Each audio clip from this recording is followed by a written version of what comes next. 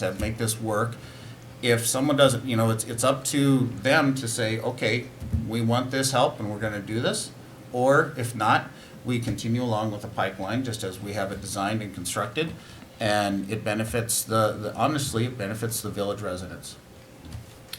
So Amanda, then, yeah, go Amanda. Yeah, I think we just have a different way of looking at it. I see, because I have an easement on my property too. It's a utility easement, so, I mean, I get that. It can be inconvenient because you can't plant plants there or something, 'cause unless you're willing to have them be able to be ripped up or something. So, I mean, unless you're planning on putting plantings down or something that's gonna get ripped up, all you're granting is permission, like less than once a year, basically, for someone to drive on part of your property. It's still your property. But Amanda, I think the way it's written, and Matt would be the one that could answer this, the way it is written, could they put sidewalks on there, sewer on there, any of that kind of stuff?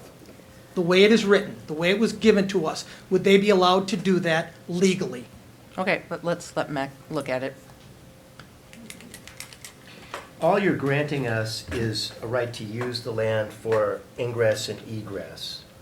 It doesn't speak explicitly to the question of whether we would have the right as a village to come in and improve that with an asphalt driveway, for example. It doesn't speak to that directly, so how a court would, if the village ever came to you and said, we want to put an asphalt driveway on your golf course so we can get to our little inlet structure, which, by the way, would be crazy to do that.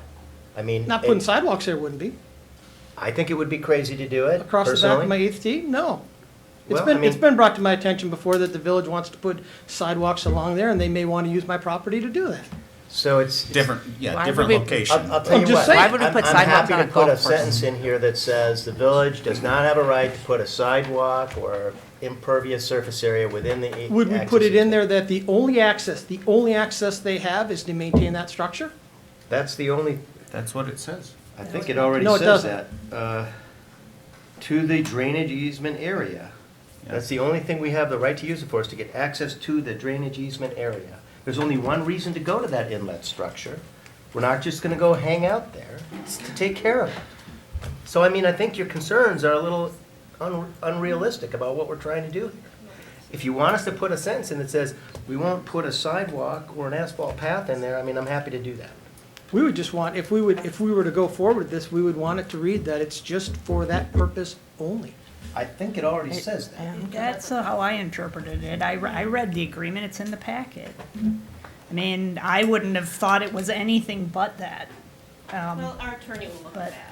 But you Well, guys you're can work it out though, right? I mean, we Well, can we're- be no, we're more out of- specific. We're running out of right? time, so So I you're guess. giving us a True. day and a half to have an attorney look at this? Is that how things happen at your office, where you get something on October, we got the agreement on October 17th at 11:37. Well, let me back up. As I recall, I was at a meeting months ago where the engineer's description of what could happen here was on a screen, and everybody saw everything. I don't think I'm seeing But anything Matt, different we didn't here. get the agreement that we had to sign.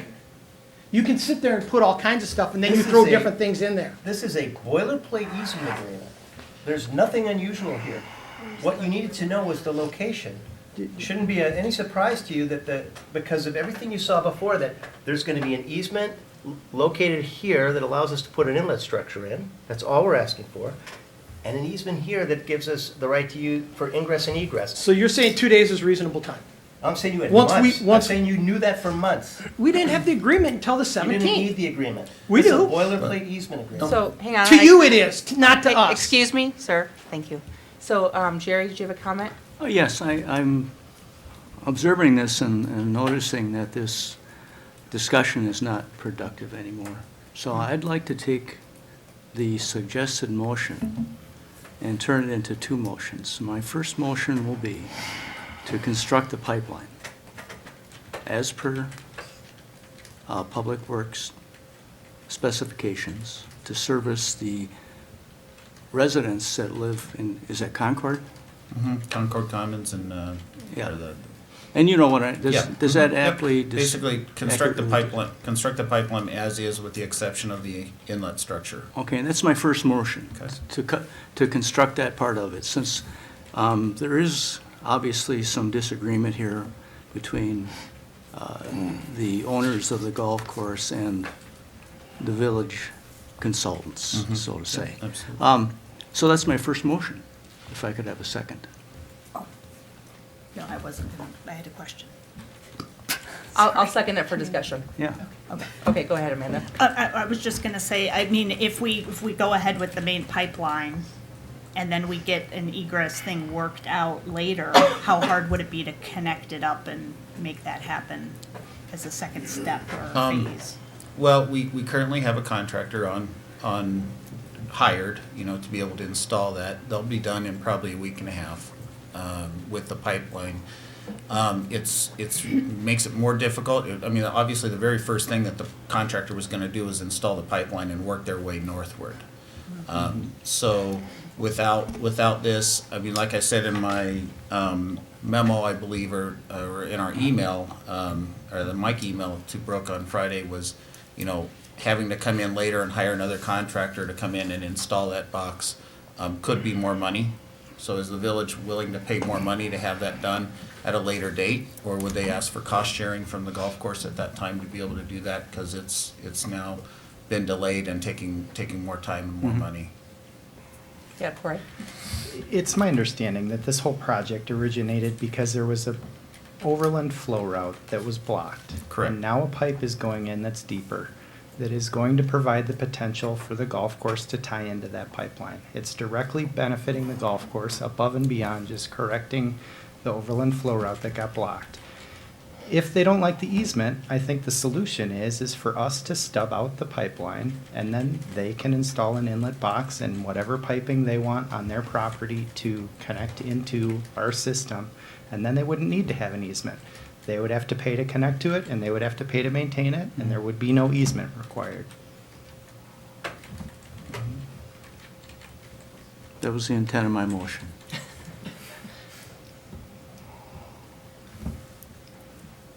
You said you had a second motion? Can I, Well, my second let's Okay, take wait, I care. have one question, just, Sure. and this is just gonna muddy the water, but I know Mr. Bowling at one point had mentioned crossing municipalities. The land that you guys are trying to get an easement in is the town. It's not the village. Are there any legalities there? No. Okay, okay. so you guys, If the question is there anything that prevents that from happening? No, that can happen. does there have to be an agreement with the town? No. Okay. But with your Lincoln Street project, you have an agreement with the town. It's a jurisdictional transfer of the highway, of the road. Okay, I'm just asking. Any So other can I ask a question? comment? Yeah, go ahead. Because you were just mentioning stop the stub it right there. Yep, and then if you folks decide, Well, I know I- you need more time But to the question think is- about this. At the end of that pipeline in the stub, if you were to put even a manhole that had allowed water to go in there at the end, why would you just stub it and not put that in there so that the groundwater can go in from the top? Even if we don't tie in to it from there, if you're gonna take a pipe all the way to the end of the thing, to not put a structure in there that has a grate on top that lets water come in seems punitive. That's what the box is. So why couldn't that just get put there? Huh? Wouldn't we do that? Right now, we would No, not. he said do they that. would stub it. Now, to me, if you wouldn't put that structure in there, that seems like saying, If it's stubbed out, it doesn't serve that overland flow route Correct. function then.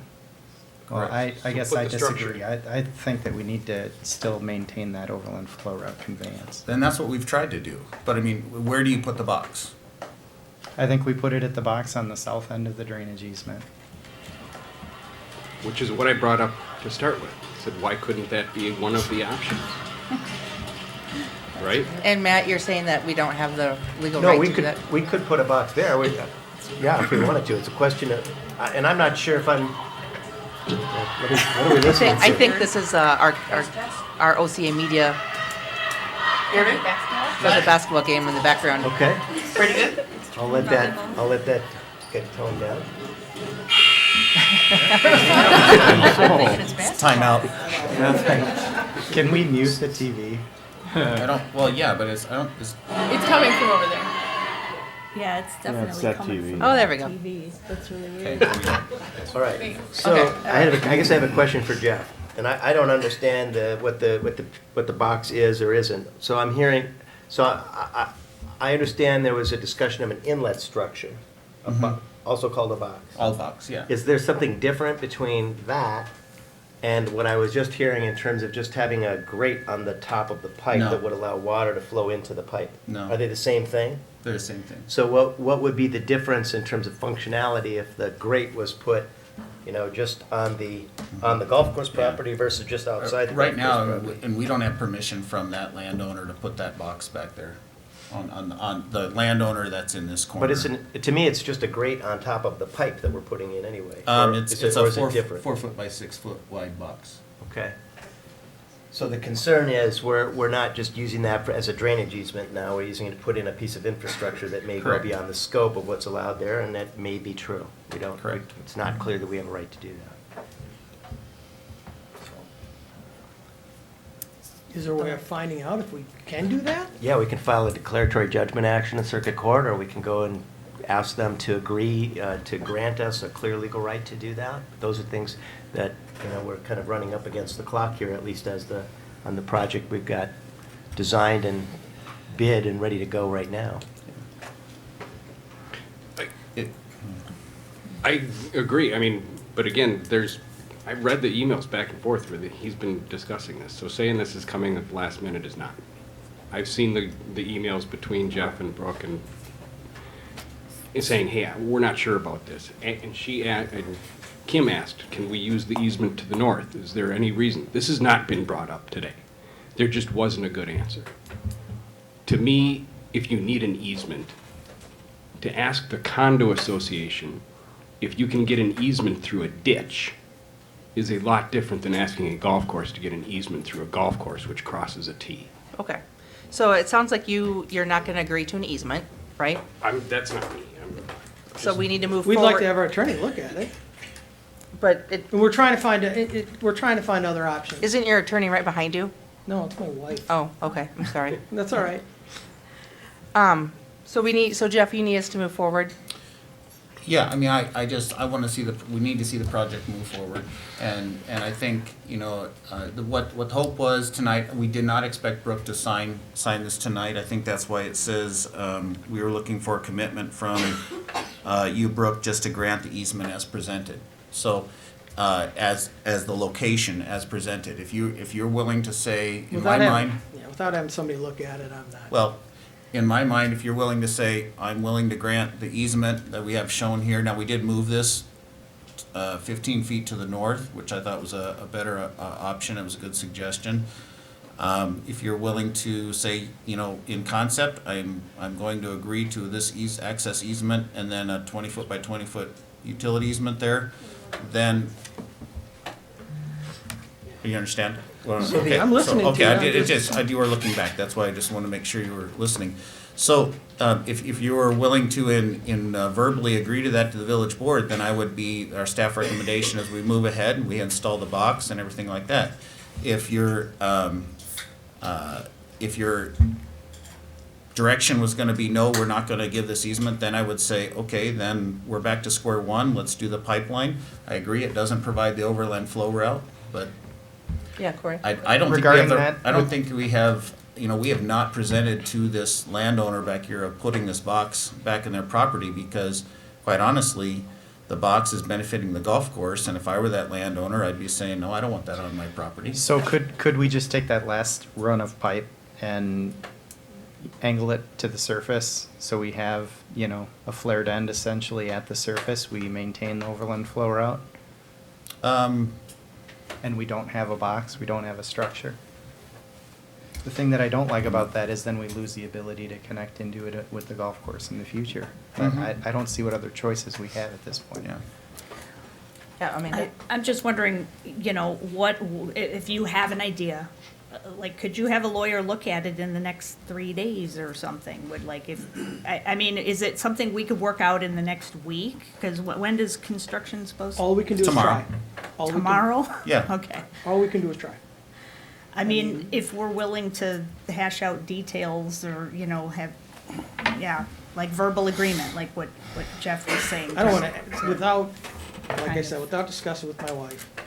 I also have lien holders that have to sign off on it, so I need to discuss it with them. Okay, so When we talk about, you know, not things being done in a timely manner, we still haven't been paid for our pumping, which I submitted that, I dropped that off on August 29th.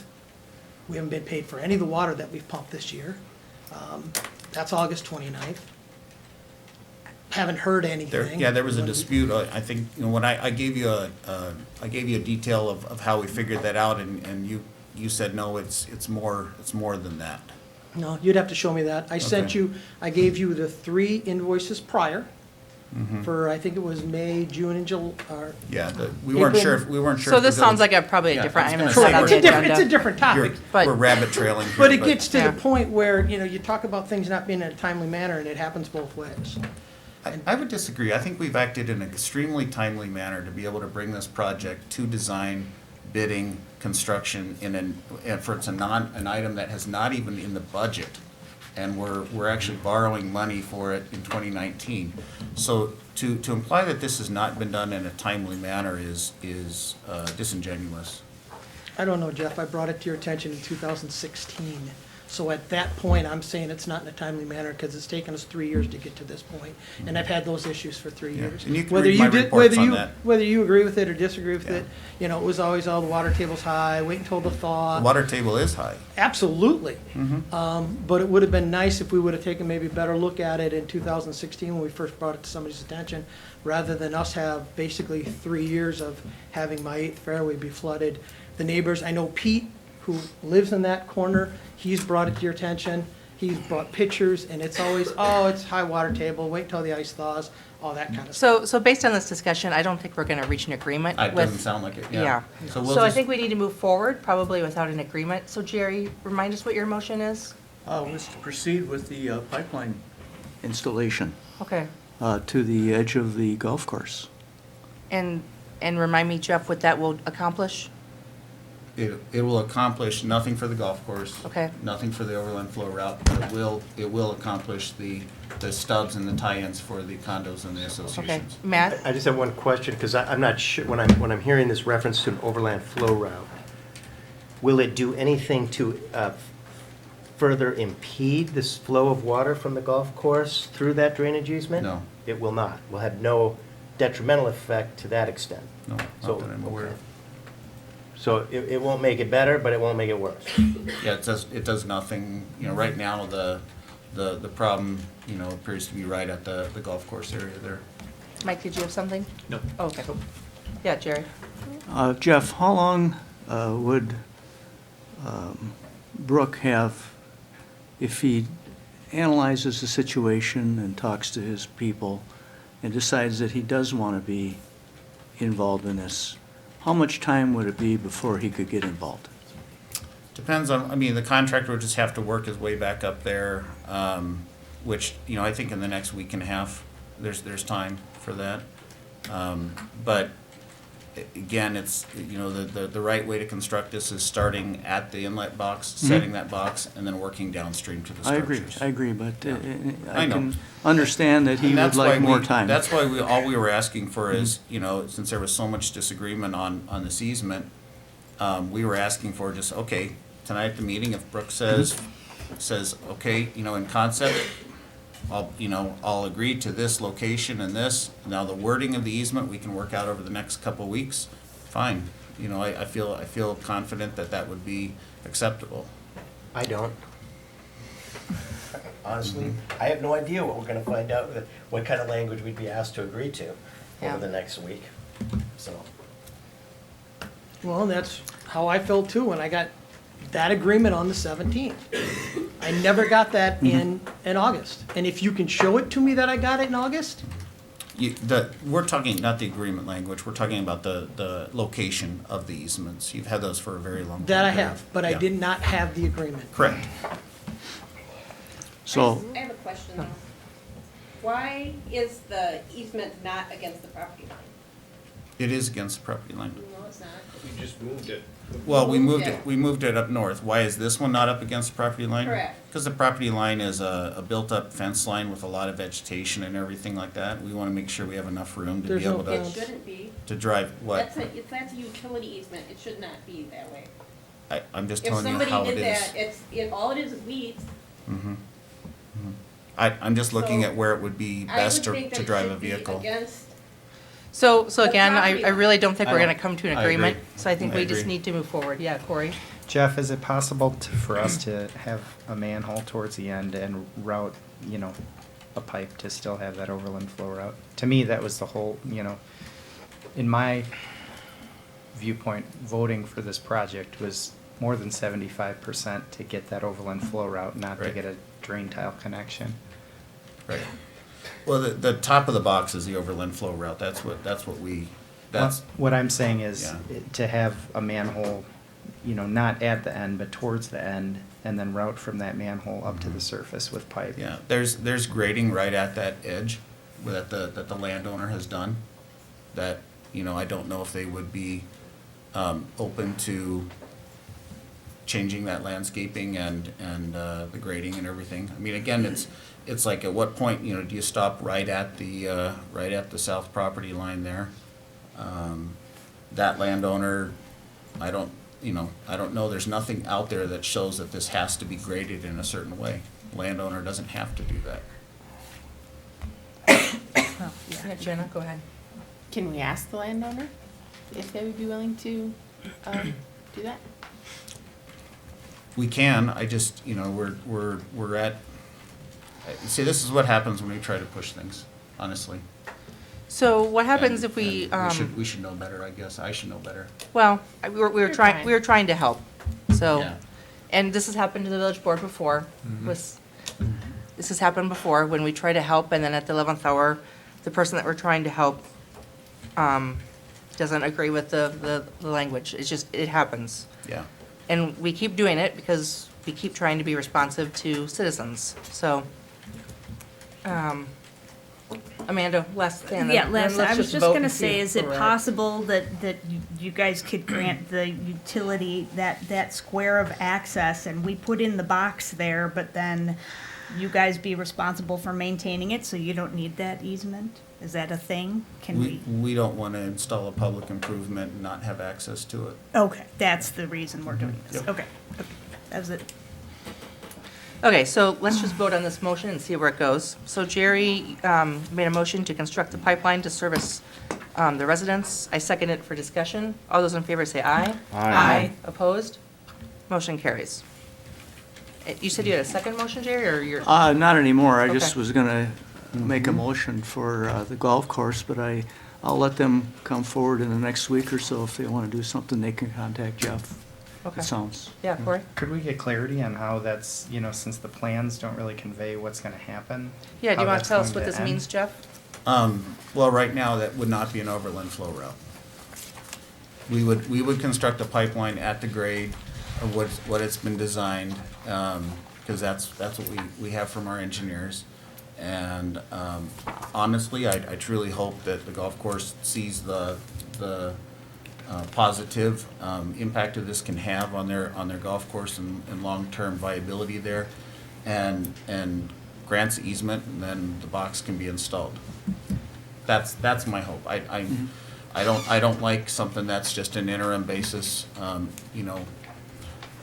It does, having the pipeline there at grade does allow us to, if they want to come with a different arrangement to connect to it, then maybe they can do that.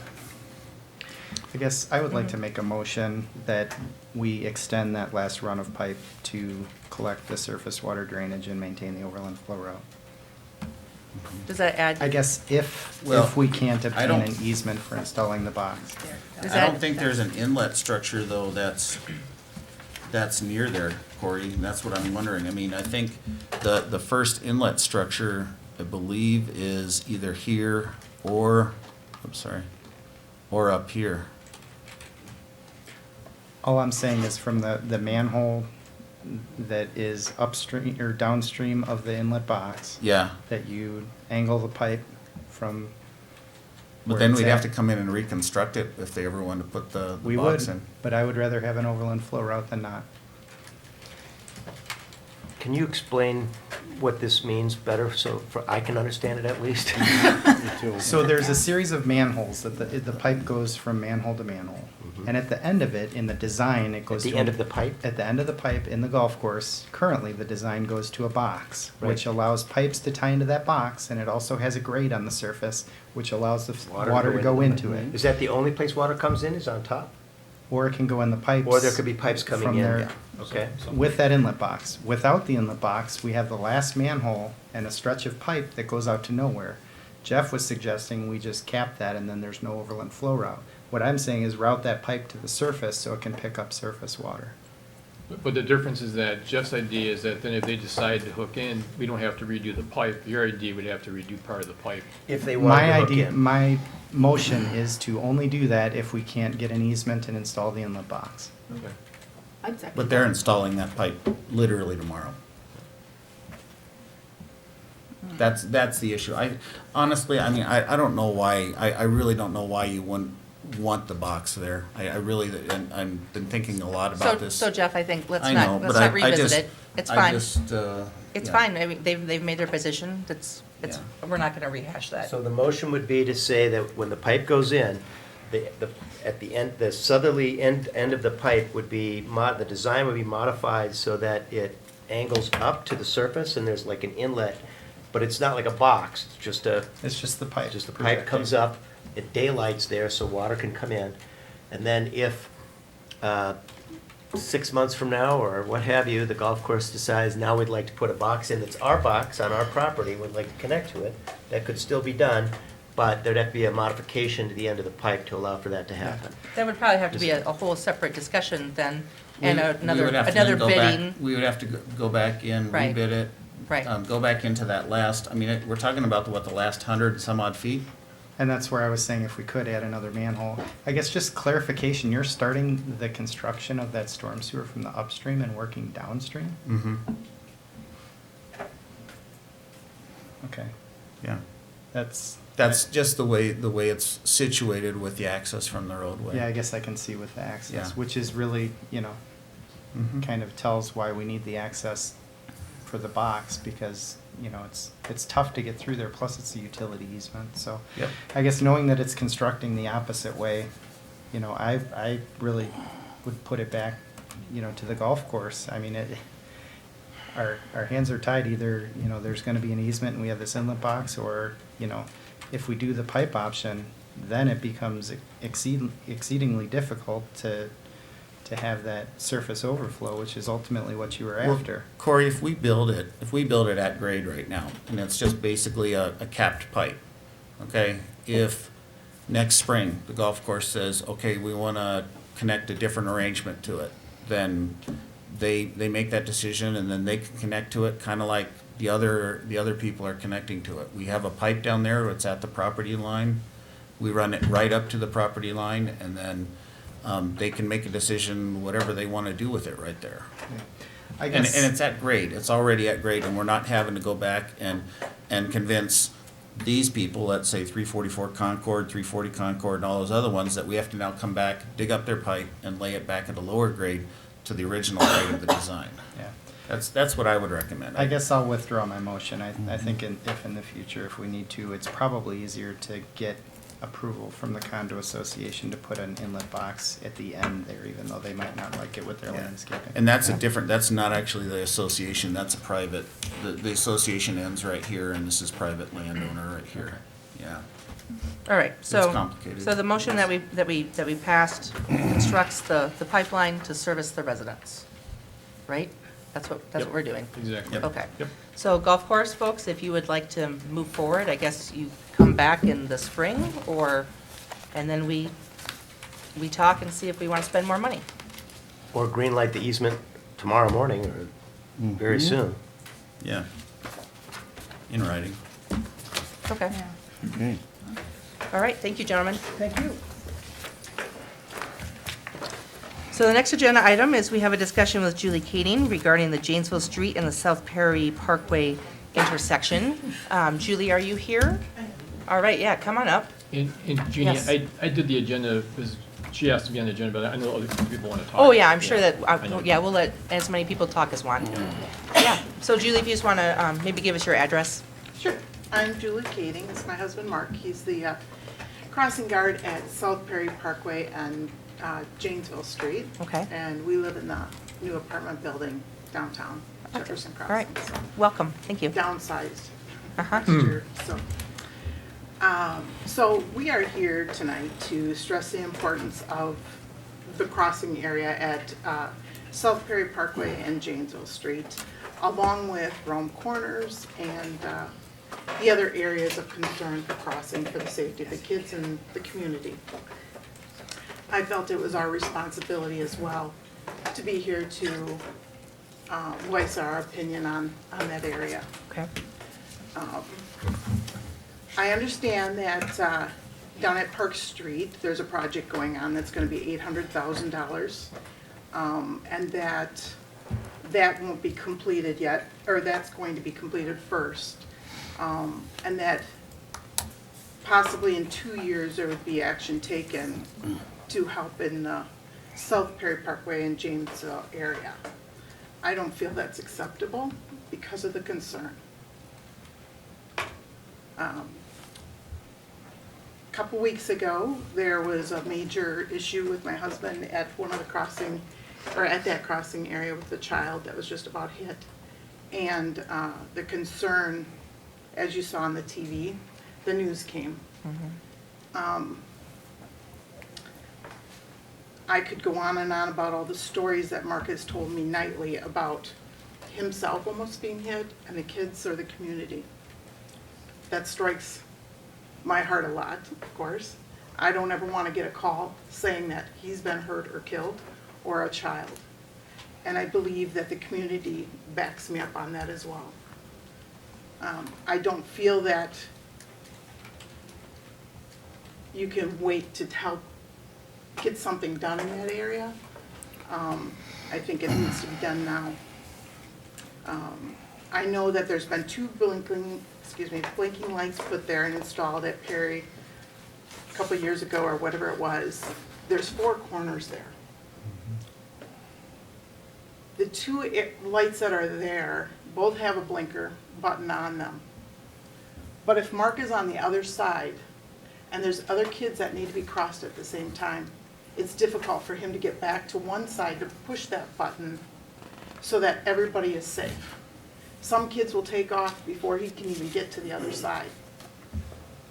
I'm sure maybe, I know you're all aware of this, and I don't know if you've ever sat there to watch this happen. A Friday afternoon, I went over to see what was going on and watched and filmed this. And I was just like, I couldn't believe it. How busy it was and how dangerous. I put this on Facebook on the Oregon sites you may have seen, and the comments coming back and concern from the community, I really feel you guys need to help figure this out. You are advocates for the community. You are, here to help us figure something out for this area. I know you're going to talk about different things later on with this, but I don't know if there's something else as a community we can do to help, or if it's primarily your decisions to make a decision for that area. Mark tries his best. He writes the license plates down. He's taking time to write a license plate down when he should be watching these children. What about a body cam so that he doesn't have to do that? What about, he's wearing a vest, a reflective vest. Would reflective pants work? I don't know what it's going to take to help make these drivers more aware of this area. Somebody has suggested today, what about no parking signs along that area at that, in the morning and the afternoon when it's so busy? The apartments that are there, I'm sure they park, but I don't know if that's something that at least during those time frames that maybe they wouldn't be parking there, if that would help. I know the police department put out the speed sign, I think it was yesterday or something. And I don't know that it wasn't on this morning, but It was probably in dark mode. you know. Yeah. Oh, I'm sorry. Never mind. That doesn't exist. Probably wasn't working. It was not. It wasn't on this afternoon. Yeah, I went over that way today just for my own peace of mind too, and not at the time that they were crossing, but I had noticed earlier that I was not going, but, So it's just how that works is that if it's going, sometimes folks hit the brakes and because they see it. Right. And if we can run it in dark mode, then we actually see what the real speed is. Because people It's think, still oh, it's recording. not on, Oh, it's it's not still working. recording, okay. So it's still working, it's still capturing data. Okay. And sometimes Cat's that data. Cat's out of the bag now. I'm sorry, chief. But sometimes that data is much more valuable because Yeah. it reflects really, truly what drivers are doing. but if a I know that if I'm driving up to and I see it, what do I do? I don't speed, but. What do I do? I put my brakes on knowing I'm going too fast, you know? Yeah, To and we me, use it that's that way too, something, yeah, you know, yeah. That makes people more aware of it. So I guess my point too would be, I know that those 2 blinking lights have it on both sides, but you know, those 2 additional ones, would those help a little bit more? Sure. I know that stoplights are probably the greatest answer possibly, and I know a lot of people don't agree with that because of the stop up at Wolf Street and there. But, you know, with that, you can time them out and make sure that you see them all the time like that. Whether it's Park Street and then Wolf Street and there, you know, how can that be timed out better, you know, to help? 2013, there was a map. On that map, there were 8 triangles from one end of town to the other. It says that it has a required right-of-way to be done there. It doesn't specifically say it's a stoplight, but that was 6 years ago. And I guess my question would be, why has nothing been done for that area? Okay. Knowing 6 years ago there was concern. Is it something we have to wait for somebody to be killed there? For something to be done? Which would be very sad. So I'm here and Mark's here, you know, hoping that you guys are really concentrating on that area and we'll do something now rather than later. And please listen to the community and what they have to say about it and their ideas and try to put something in motion as soon as possible for that. Thank you. We appreciate So, your yeah, so time. why don't you stay here, if you don't mind? Mark, thank you for your service as a crossing guard. You're putting your life in danger every day, and that's sad that that's the way it is in this day and age, but thank you for doing that. We appreciate the comments Yeah. that people have wrote about Mark. I've read those to him as I'm sitting there in tears. Yeah. You know, whether it be Mark or anybody that's doing that, crossing guard. you Sure. know, they're taking their time out of their life to do this because they care about the kids in the community. Yeah, And yes, we need to appreciate that more. yes. Well, thank you, sir. Appreciate that. So Julie, if you want to stay here, Jeff or Mike, I'm not sure who wants to, do you want to just give us maybe an overview of the Sure, plan, the sure. original plan for that area Yeah, and and what's first off, possible yeah. and what's not possible and? First off, I want to say, and you've probably seen me spying the last 2 Fridays, Mark, out there. I was That watching. was you in the truck? Why, yeah, Okay. it was me with the binoculars. I usually get arrested.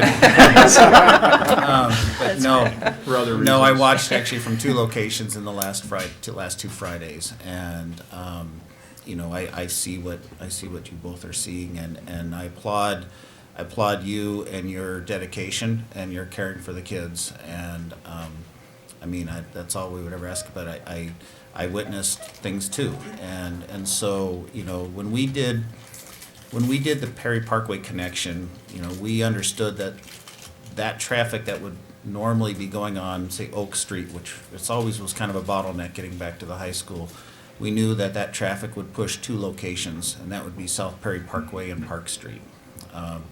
Park Street's been on our radar for a longer period of time, and that's why and with the development of Park and that whole avenue down there, that's, you know, part of TIF 5 and part of that development down there going on, and so that is indeed moving ahead, and with stoplights versus a roundabout out at that location. We knew that things would increase at Perry Parkway, and but I guess, you know, in the back of our mind, I wasn't hoping that it would be this severe this soon. you know, and we kind of, at that time, we said, well, let's just see how things are. One of the things that, you know, we've done kind of throughout the time is, like you said, the flashing beacons, which we installed on the Janesville side of things, the additional painting the crosswalks, and then the additional, I call them the flexi signs that go out in the middle, and that type of thing. And then I know the police department has upped kind of the requirements of what they must wear, and I think I even talked in our staff meeting this last week about possibly, you know, there might be LED lit, like stop signs and that type of thing. The problem is, and I think Mark would agree with me, it doesn't matter how much we light him up and everything like that, people are on their phones, they're impatient, they're not willing to wait. You know, and I saw queuing lengths, you know, all the way back to Thompson Lane and beyond. And the time, it was a couple minutes. It wasn't, some people say 10 minutes or 12 minutes, but it took some time. But it was a very short period of time, the same kind of time frame we've seen at all the school drop-off problems and everything like that, because we've kind of been evaluating those time frames in the last couple of years as well. You know, there are some issues with this area, as we have 2 lanes of traffic westbound that are necking down to 1 lane of traffic by the time it gets to the intersection.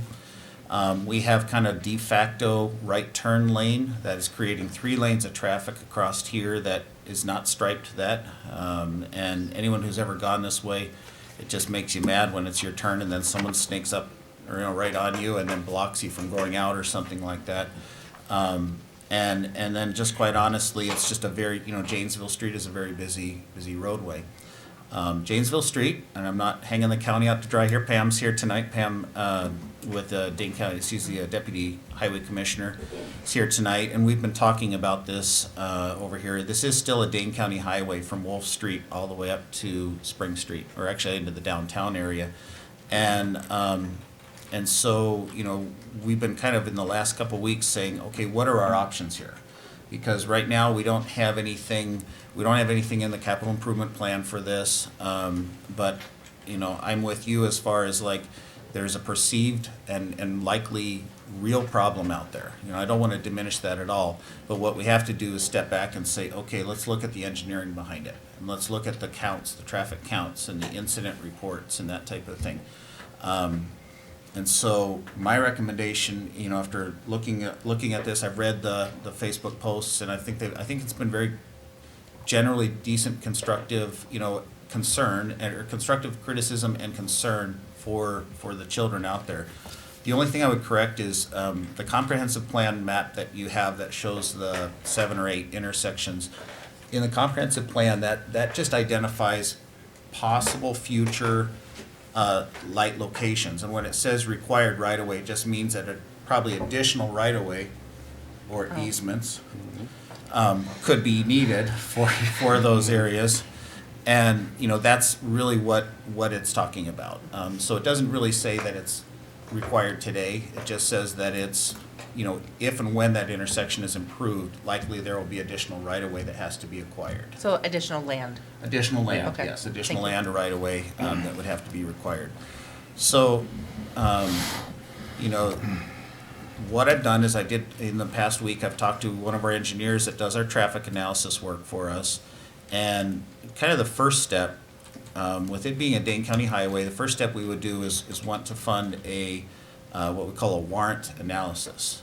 And a warrant analysis is really just basically looking at the intersection and seeing if traffic signals are warranted.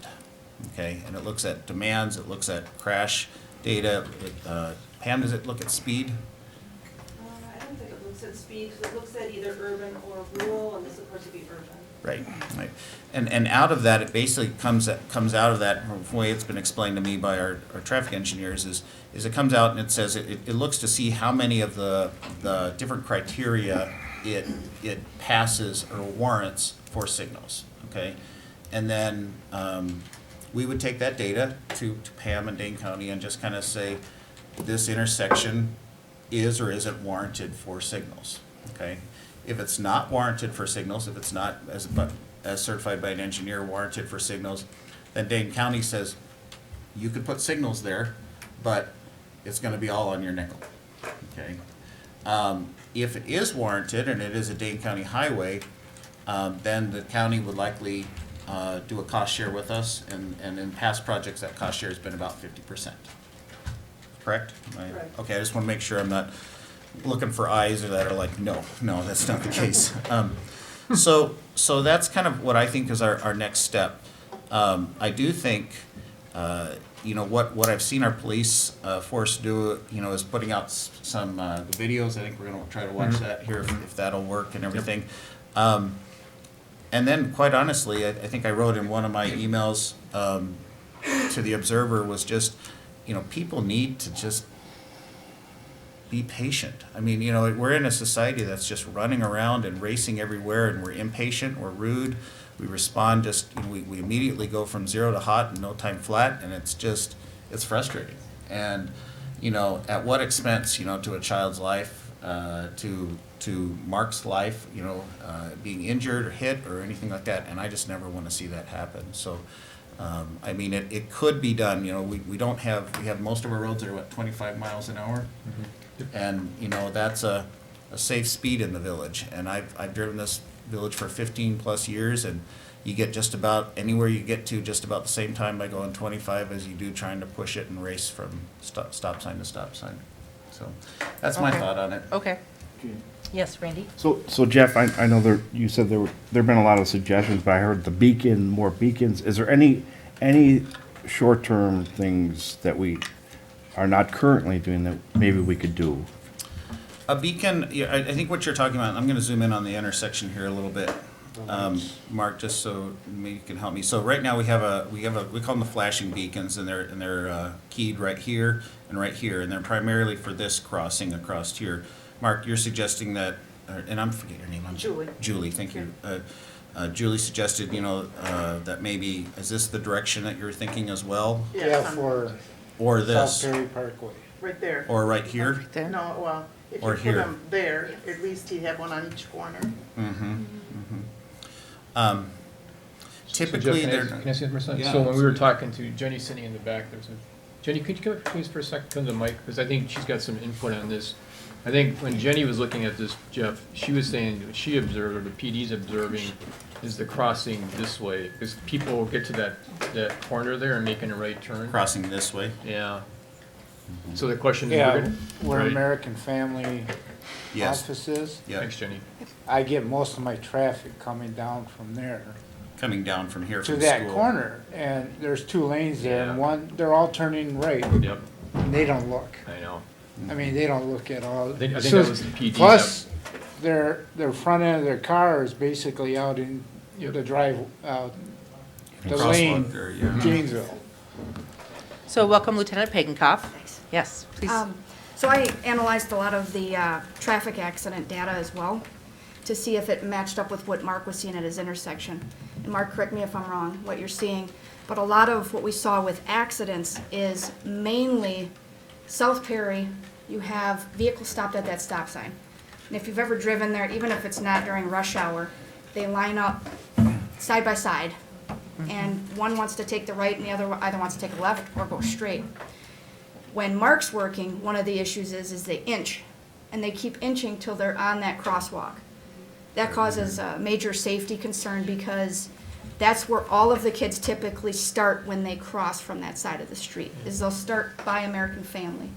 And of course, imagine these little kids watching these 2 cars set out to race, all they're looking for is traffic. In looking at traffic accident data, a lot of it wasn't during your school commute hours, but it was relatively the same issue. There's not enough gap in traffic on Janesville Street for drivers to safely get out onto Janesville Street. And I think that weighs into some of what you see, is people are so focused on getting onto Janesville Street or staying on Janesville Street without somebody jumping in front of them that they're not paying attention enough in making those crossings a priority. I think that's also what Andrea sees at RCI as well. One of the ideas for a temporary solution that Amy Miller came up with, and I don't know if this is possible, Jeff, is switching the timing on those lights where Janesville and Wolf intersect to allow for a larger gap. Again, I don't even know if that would work or if that's possible, but she thought that would maybe be thrown out. Say that again, so I understand what So you're. the traffic lights that are at Janesville, on Janesville at Wolf, Yep, if the lights, the stoplight lasted longer, for Oh, one, I it would s- create bigger gaps as traffic came down Janesville Street. oh, I see what you mean. And it would allow for people to be less stressed trying to get out onto Janesville Street. Do I think it's gonna be the ultimate fix? No. Okay. Well, I think there's probably gonna be lots of things that we're gonna have to do to put it all together. Jeff, is that something that we can do, or is that, Well, that's something that I'd be very careful with us changing timing without getting an engineering, Sure. a traffic engineer to really evaluate it. One of the things I know that we've talked about that could help things is to make the left turn lane, I believe, Pam, you were thinking of this, correct? Right. And I think Corey brought it up as well tonight, this left turn only, make it a left turn only instead of a left Yes. turn and through. Yep. And then you would put barricades up over here, so now you have just a single lane through, so you're not getting two lanes merging down to one, because that is one of the problems. And wait, that- where that- are these barricades? They'd be in that lane right here. Oh, I see. Make it a that- one yeah, lane. so So you you're have thinking to like turn barrels left. to start out with, but then, With sticky, yeah, like. oh, the yeah, stickies, Yeah, the okay. stickies. Yep. I see those over by RCI. Yep, Right. okay. But you can do that fairly low cost, and we could, work with, because we'd have to work with City of Madison and their traffic signals. Dane County would be involved with this, I believe, because it is intersecting the highway there. But that's one option. The other option that was thrown out recently was actually using those, we call them sticky barricades, to actually eliminate this right-hand lane. And that would then force a, pretty much you're either gonna be straight through or straight left or right in one lane here. That would be very unpopular with a lot of motorists, but You'd it, have a line almost all the way up to our. correct. The day I was there, 2 weeks ago when I was looking at this, and I was sitting up here in the Wisco parking lot, not illegally, just kind of sitting there. There were cars backed up wanting to turn right all the way to Thompson Lane and beyond, but there were only 2 or 3 cars wanting to turn left. And so, that's, these are just short-term fixes that can be done, because if you can reduce the number of traffic, what do they call those, intersects? Corey, help me out here, I'm trying to, Corey's an engineer and I can't think of it either. but it's basically, huh? Conflict points, yes, Oh, thank you. Nice. Thank you to the traffic engineer in the audience, yes. But if you can reduce the number of conflict points in an intersection, that can help in the safety of it. So those are short-term fixes. We've discussed, I did talk with the City of Madison this last week. There are options that we could look at. Let's say signals are warranted, then we would look at, could we implement a temporary signal arrangement until we could rebuild the roadway, okay? That's one way to look at it. It's kind of there's a crowded intersection, there's a lot of overhead, there's a lot of poles, but, nothing's impossible. And looking at, possibly temporary, lights here. Pam suggested, I don't think this is a bad suggestion, this road's not ready for reconstruction or planned for reconstruction and jurisdictional transfer, I believe, until 2022? It's too. 2 or 3, yeah, 2. I can't remember which one's which. Yes, and so it's still a few years out, but we could possibly look at putting an intersection reconstruction project ahead of that, and budget for that next year, and do that at that time. What does that mean? Does that mean stoplights, roundabouts? Stoplights. Okay. Yeah, I don't think we have no room here for a roundabout. No. I think that would be a very, well, Actually, well, we have room over here, and we'd have to buy an insurance building and But stuff. what will that help the kids? How are you gonna? Yeah, I don't- Yeah, Roundabouts- roundabouts are not pedestrian friendly, really. Right. I Yeah. agree, and that's one of the reasons that I was recommending we not do a roundabout at the Park Street intersection, because, you know, we had a lot of kids coming down to the daycares and down there, and we have a hotel down there, and who knows what's gonna develop on that The corner. of the apartment waterfall. buildings on the other side, there's a lot of kids. I believe Correct. that's where the ladies Correct. live that were on the news. So is what I like, heard, you know, so. I like, and I think Corey was the one bringing it up, is, you know, looking at refuge islands. One of the things that we're doing over in Park Street is we're providing these center refuge islands that, you know, allow for pedestrians to rest, or, you know, if they get stuck in the middle, there at least some safety there. But those are all more long-term fixes. They can be, you know, a temporary configuration with stoplights could be, you know, well over $100,000. So Jeff, so I mean, it sounds like the issue is crossing, going from east to west to kids. And Jenny's explaining, she's Right. saying the cars creep up, so. Right. But, so we did, I think what Manny was suggesting, maybe you get pedestrian lights, would that help in the short term? Honestly, I don't believe so. Okay. I don't believe the flashing yellow lights, I think they're still gonna creep up. Most of my crossing is across Janesville though. Right, right. Yeah, when I was out there, there I mean, weren't, and the worst part is in the afternoon. I mean, last Thursday, I had 40 kids. yeah, I noticed, Which I had there's told not as many Rudy- kids in the morning as there are in the afternoon. Yeah, I it's don't- not as bad as in the morning Yeah. as it is in the afternoon. Yeah. If it's raining or whatever the weather's. The one day it was bad. raining, and that's why I kind of That's why attributed to we- not having a lot of kids out Yeah. there, but that So was also through the, the intersection and almost to the other, well, coming, yeah. going east on Janesville, applied the brakes probably where that yellow sign is, the state law sign is. Mm-hmm. And she slid from there almost to the other side, to the crossing on the other side there. Mm-hmm. And I was at the light on the corner of the apartments, and I'm going out, and she's not slowing down, and I start waving mine, and all of a sudden, she must have saw me and stepped on her brakes and went. Yeah, unfortunately, sometimes the flashing beacons create a false sense of security, and that's the worry. I mean, because kids will hit it and think it's a stoplight for, you know, everyone's supposed to stop and yield.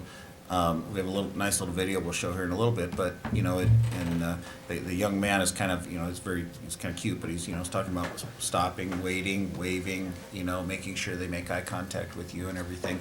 But they're not a solve-all, and we actually knew that when we installed these with permission from Dane County, and I believe we even did a cost share on those. You don't think so? We've done cost share with the school district but I think what we did is we will, you know, they're easily moved to another location, you know, once we do lights and everything out here. But Pam, I don't know, I mean, would you have any comment? Would you think I don't know if 90 degrees RRFBs would be a good configuration there. Right, I would, So Pam, do you want to come up to the desk? Do you mind? And just talk into the microphone? And then we'll give folks in the audience a chance to talk too. Yeah. Yeah. So, well, thank you for being here tonight. If you just want to identify yourself for the clerk. Sure, I'm Pam Dunphy, and I'm the Deputy Highway Commissioner. And for full disclosure, I do drive through Oregon. I am from the area. I live in Albany and grew up on a farm in Brooklyn Township, so. Well, thank you for being here tonight. Okay, so Jeff, you had a question for her? Well, I'm wondering, I mean, you have a lot of experience too with the flashing beacons. I don't know what a traffic engineer would say about putting ones here and here. I know that sometimes the more of them you have, the less effective they become.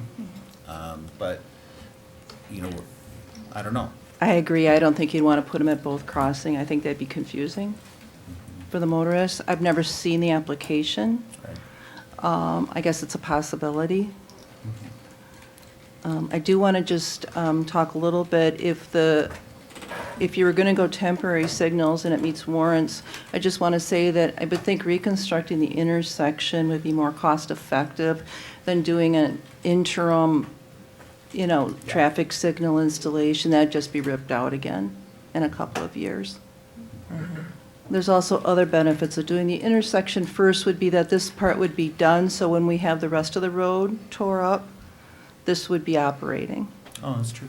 And a throughway, as a throughway to get around the section from there to the downtown. that's a good point. Okay. Excellent. All right, well, thank you so much. Anything else you want to add? Nope, Jeff did a great job, so. Okay, all right, thank you. Did you get that on tape? Yes, there? Jeff. Good. I'll be looking for that soundbite later. Play it for my wife. So, yeah, nice. Thanks, Jeff. Any questions for Julie from the board?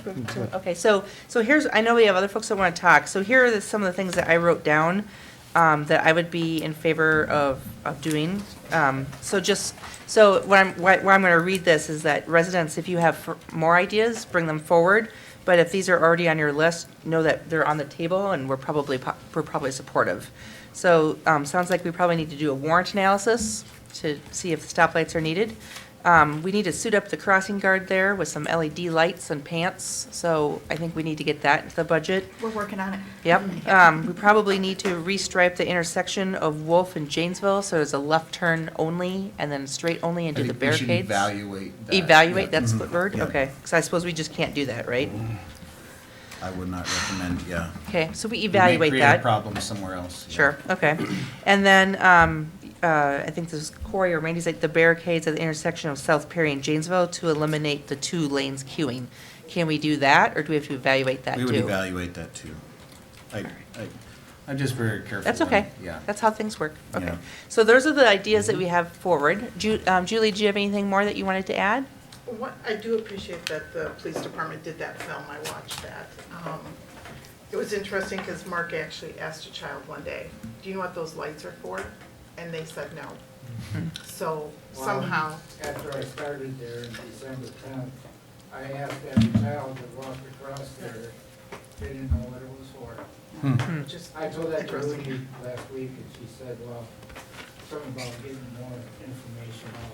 Which Yeah. I think your film will. Yeah, so Rudy let me know, and we reached out to Amy Miller, and she put it right into the mix that same day. So thank you for passing that on. Yeah. Was that the video that you were going to show, Jeff? Do you want to watch it? Do you want to do that now? Is that okay, residents, or would you rather speak first? Okay. All right, yes, Corey. Jeannie, I just had 2 ideas that I kind of would like to throw into the Okay, yeah, mix. why don't you do that while Jeff's queuing this up? Yeah. You know, one thing, hearing kind of those right turners, not seeing the pedestrian, one thing that I think would be very effective would be a curb bump out there. So basically, it would provide, you know, a place for the pedestrians to stand safely where drivers would be much more likely to see them. And it also shortens the distance that the kids have to walk to get across the street, especially. On Janesville? No, on Perry Parkway is Right the at that problem. corner. Yeah. At the American Family Corner. Oh, you mean where we'd be eliminating the. Where we're right. eliminating the Yeah. lane, maybe do that by a curb bump out and, you know. What's a curb bump out? So the curb essentially, instead of just being rounded, it comes out some, so the pedestrians can actually get closer to the Oh, road. So it's and actually they're like a lot more visible. more cement in it. If you've Yeah. ever been in Fitchburg, by Promega on East Sherrill Parkway. Oh, yeah. They have those, they actually use those sticky delineators to create them. And when you're driving through there, it's real easy to see people standing there waiting to cross, and Okay. they're a lot less likely to not be seen. Okay. The other idea I wanted to throw into the mix is, I don't know if there's some other traffic rerouting that we could talk with schools, that they could talk with parents of, hey, it would be better if you could go an alternate route to try and decrease some of the traffic through there. That's Some a of that lovely will thought, naturally Corey. happen. If we close lanes down, that's going to naturally happen, and then we'll be talking about different intersections. I get, basically, it's all kids coming from the high school, from Yeah. the stop there, going back around the corner now. I don't know how far it goes back around Yeah. the corner there, but And those are some younger drivers and always not super aware, but just, you know, inexperienced folks. But part of that may solve itself when we do get a signal at Janesville and Park. A lot of those high school students may prefer to go to a stoplight where they don't have to Right. worry about trying to yeah. get across. Yeah, I know that was the goal when we approved that project, was to try to reroute some of that high school traffic to the stoplight. If they received a couple traffic tickets, do you think that might help them? Because he writes them down, but I don't know how many people are getting tickets either, but. What happens when the crossing guard writes down the license plate? Oh, we just had that happen, and we issued a citation right away. It's a mandatory court appearance too, so they have to come to court. So do you mail it to them, or how do you track them No, down? we go in person, unless they Like live to far their away. house? Yeah. Which you've done Holy at the cow. mark as well. Yes. Went to workplace, I think it was for some ladies. Wow, that's so effective. It's a good thing, but you'd think they'd learn, but. Huh, well, thank you for doing that, I did not know that. And we're trying to take more aggressive measures, so if the crossing guard or if a parent sees this happen, doesn't get a plate, we'll go out there and sit the next day, a couple days, and if that vehicle or a similar vehicle is seen driving exact same time, looks the same, or we confirm through that witness that it's the same person, we'll go at least at a minimum have a talk with them. But Okay. yeah, if we have a plate number or a really good description, we just issue a citation if we have. Okay, that's good to know. Yeah, Corey? And then finally, I guess if speed on Janesville is an issue, I think it's so wide there, it's so comfortable for people to go very fast. I think if we had curb bump outs on Janesville, just to make it narrower, to get people to slow down more, that may help as well. Okay. So that's why we set out the speed trailer in silent mode, to get an understanding of when our biggest times are for traffic, but then also, do we have a speed issue? We're also doing that at South Perry to give Jeff some good numbers on car count and how many people are using South Perry as well. So we're working on that data right now. Does that count as outgoing traffic for you? Does that keep track of that too? So yeah, we'll start first on one side of the street and we'll get that direction and then we'll flip it and do the other side. Yeah. All right, so Jeff, do you want to watch the video? And then we'll Yes, take we some. may have the girls' basketball game on back earlier. Oh. So we'll see. Let me see if I can. Oh. Oh, there's the basketball.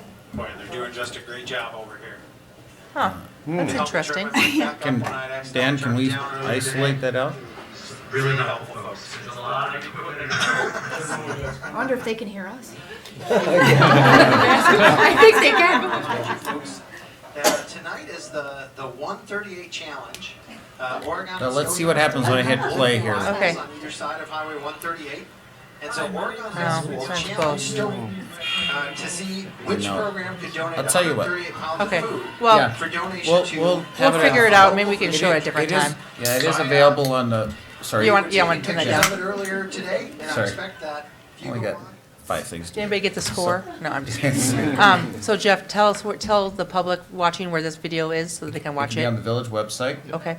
It's on Facebook, I believe on the Oregon PD Okay. Facebook site, and on OCA Media. Okay.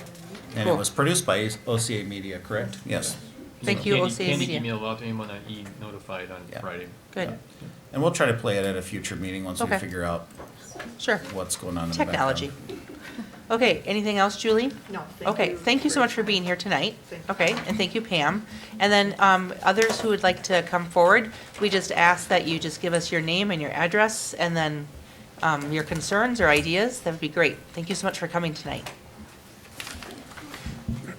Hi, I'm Derek Belo. I live at 127 Johnson Street, and my spouse is the crossing guard up at the other trouble intersection at RCI. And I just wanted to say first, thanks to the Public Works Department for the painting that you did up there last year. I think that's a great improvement. As far as where you're going to go from there, I'm not quite sure because it's still an issue. And a lot of what I heard as far as ideas seem very long-term.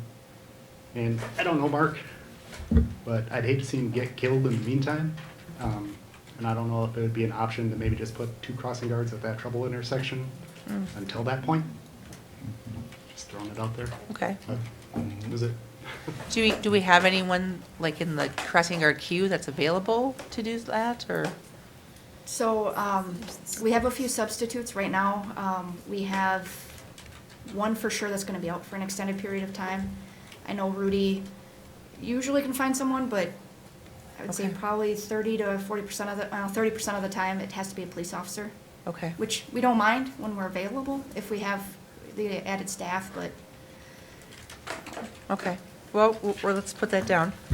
And the reflective clothing is a great idea if you're increasing that, because I know I've probably purchased over the last year a number of different items, and I'm actually going to pick up some flashing lights to strap to the cloak for tomorrow, because it's getting dark in the morning. So yeah, we looked into a few ideas. Those really nice stop signs that have the LED stop. They're really fancy. Yep.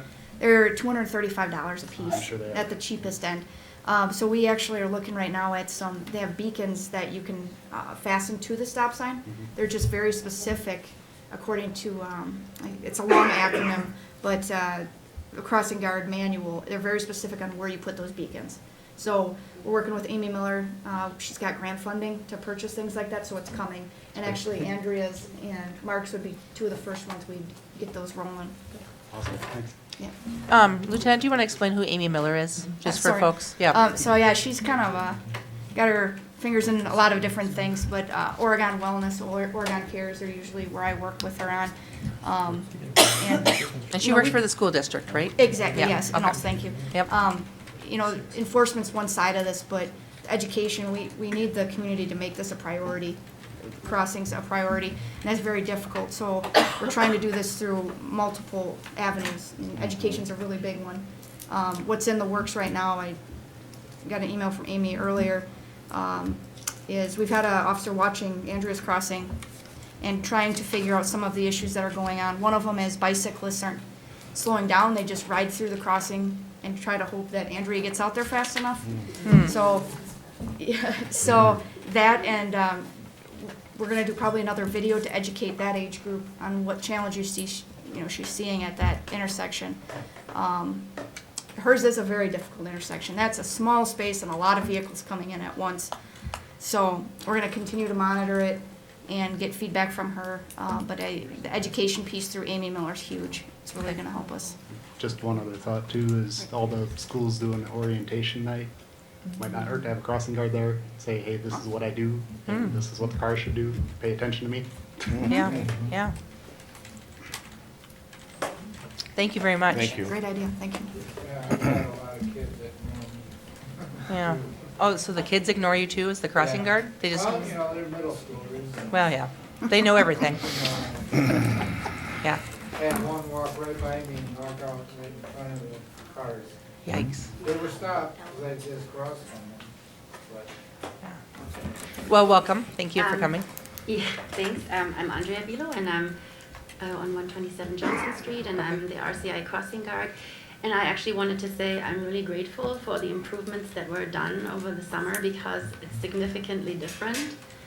It's working. I mean, now that it gets dark and the weather gets bad, it's getting the uptake of parents not being great when they drop off their kids is increasing, but in general, the sticky things are a lifesaver. I am really happy about it. And I want to thank the police department because they have been really taking care of me. The officers come, they help me out, so thank you. And I hope that Mark gets help because I remember from last year when I came home in the afternoons, I was a mess because I was so stressed out.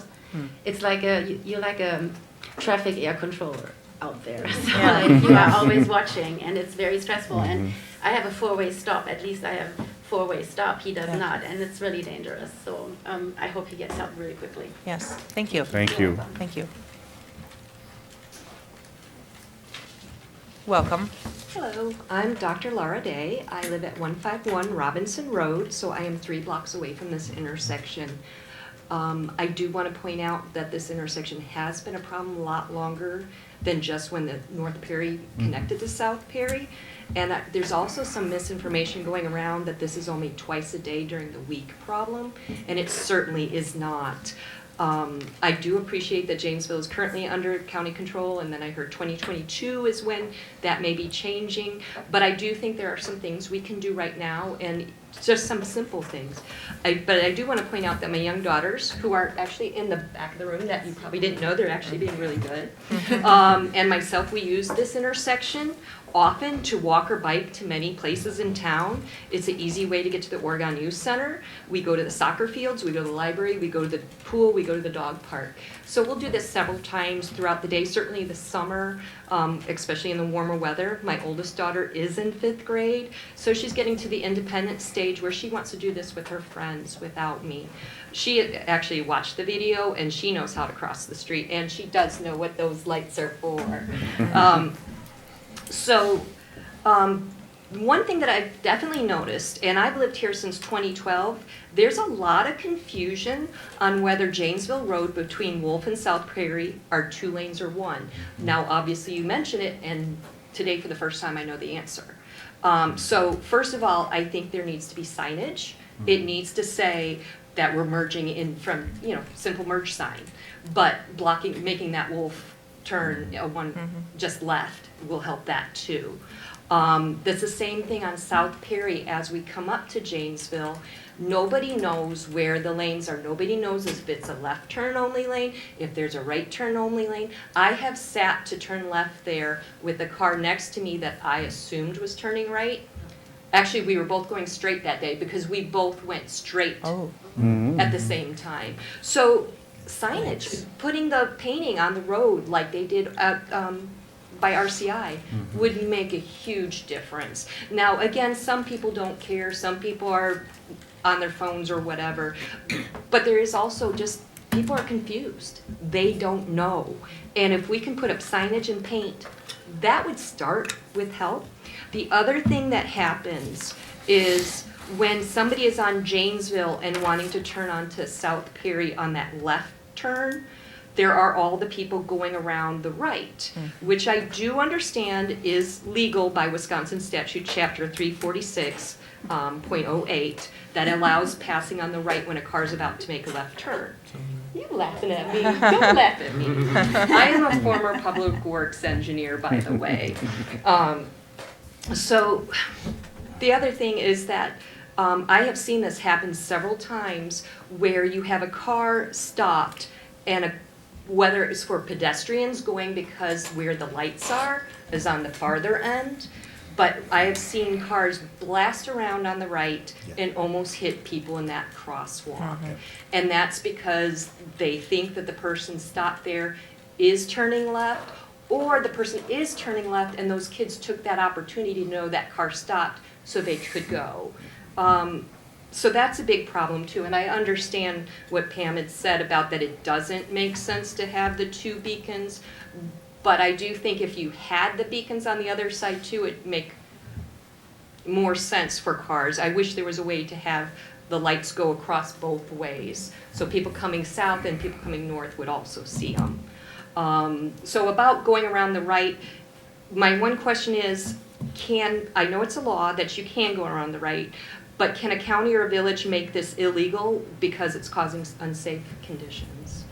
Can you make it, cannot go around on the right? Well, I think you can restrict. Well, I don't know the answer for sure, but I mean, You can restrict traffic movement. I mean, I just don't know where state preemption of our authority begins and ends when it comes to traffic regulation. I know with traffic regulation, the state controls most things, so I just don't know whether we would have that authority. We can check into it. I know I worked in a different state, but I know the town I worked in, we could make laws that preempted, that made things more strict than what the state statutes allowed. But I didn't know if that was the case here. So I think that painting and checking in to see if you can make it go on the right. I would tell you that I would personally be unhappy if we blocked off the right turn only from South Perry onto Janesville. I think that would we are stuck in that area. There's not a lot of alternative ways to go around. You'd still have the right, you'd have the ability to go right. It just would, it wouldn't be a second lane.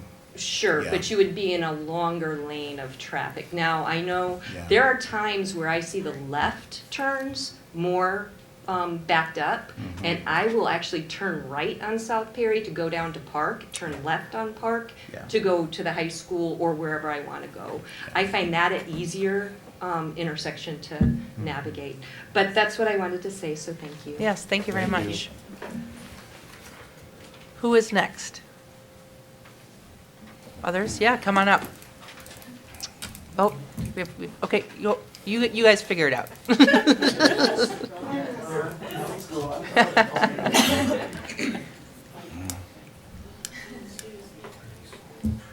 Great t-shirt. We like your t-shirt. Yeah, thank you. I walked a long way to get here. My name is Clarice Dewey, and I live at 545 South Perry Parkway. As a non-kid user of the intersection that we're talking about, I just have some things to share. First of all, I'm one of those people that has almost been hit trying to cross Janesville Street with the yellow lights flashing because people went around the right. So they're not quite grasping the concept. And also, I guess just to state that as a pedestrian, these things are as important to me as a non-kid as they are for all the kids and the crossing guards that need to be protected. In that particular intersection, if I want to cross any direction, I have to watch basically 8 lanes of traffic. And just because I start and I think all 8 of them are clear and free to go, by the time I get off the curb and start doesn't mean that that's still going to be the case. So I just wanted to toss out some of those things. The only other thing would be the painted crosswalks. They are there, they're good, they're handy, but they're also very slippery anytime they get any kind of moisture on I've them. noticed that this year, and Yeah, when my I'm looking into sticks go, some, and so do my feet. I'm looking into some, when we do them the next time, whether it's a different grit or something like that. So Yeah, the I paint, agree. the paint is actually slippery? It's not, yeah, Oh. it's They like common. it, I don't. Are those What, reflect- wait, what was that, Jeff? A lot of times the reflectivity, they put glass beads in it. That's what makes it so slippery. Yeah. Was that on sale, So Jeff, or? No, I noticed that as well, and I will say this, if anyone has any authority to talk about walking in the village. Yes, it's Clarice. Clarice. It's Clarice. And, you know, Clarice is. Yeah. Yes. And out there with reflective gear on and everything. Yeah. So- Yes. So You bet. she has authority to speak on that topic. All right, and then the gentleman, yes, please come forward.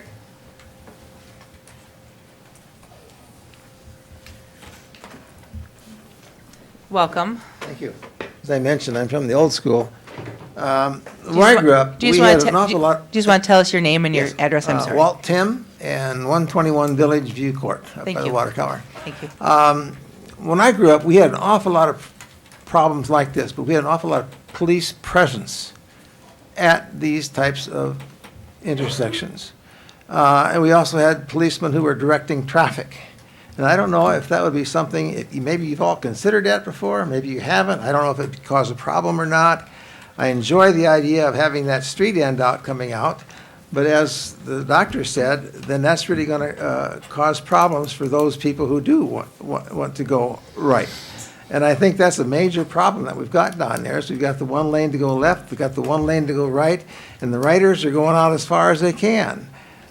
You know, whether or not police can be sitting on either of those adjacent corners with their lights on to get people to recognize that this is a concern, this is a problem, I don't know.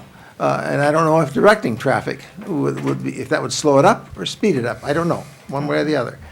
And then the only other thing I'd say is, I don't know how we educate people who walk right through these intersections without looking. Not kids. I mean, we have got so many adults that they just think, well, I guess I'm a pedestrian, so I can just keep right on trucking, and they don't look. Madison is, I'm scared stiff to drive in Madison, for that opinion. But that was just a couple of thoughts I had. Yes, thank you very much. Who else would like to speak? Yes, please come up.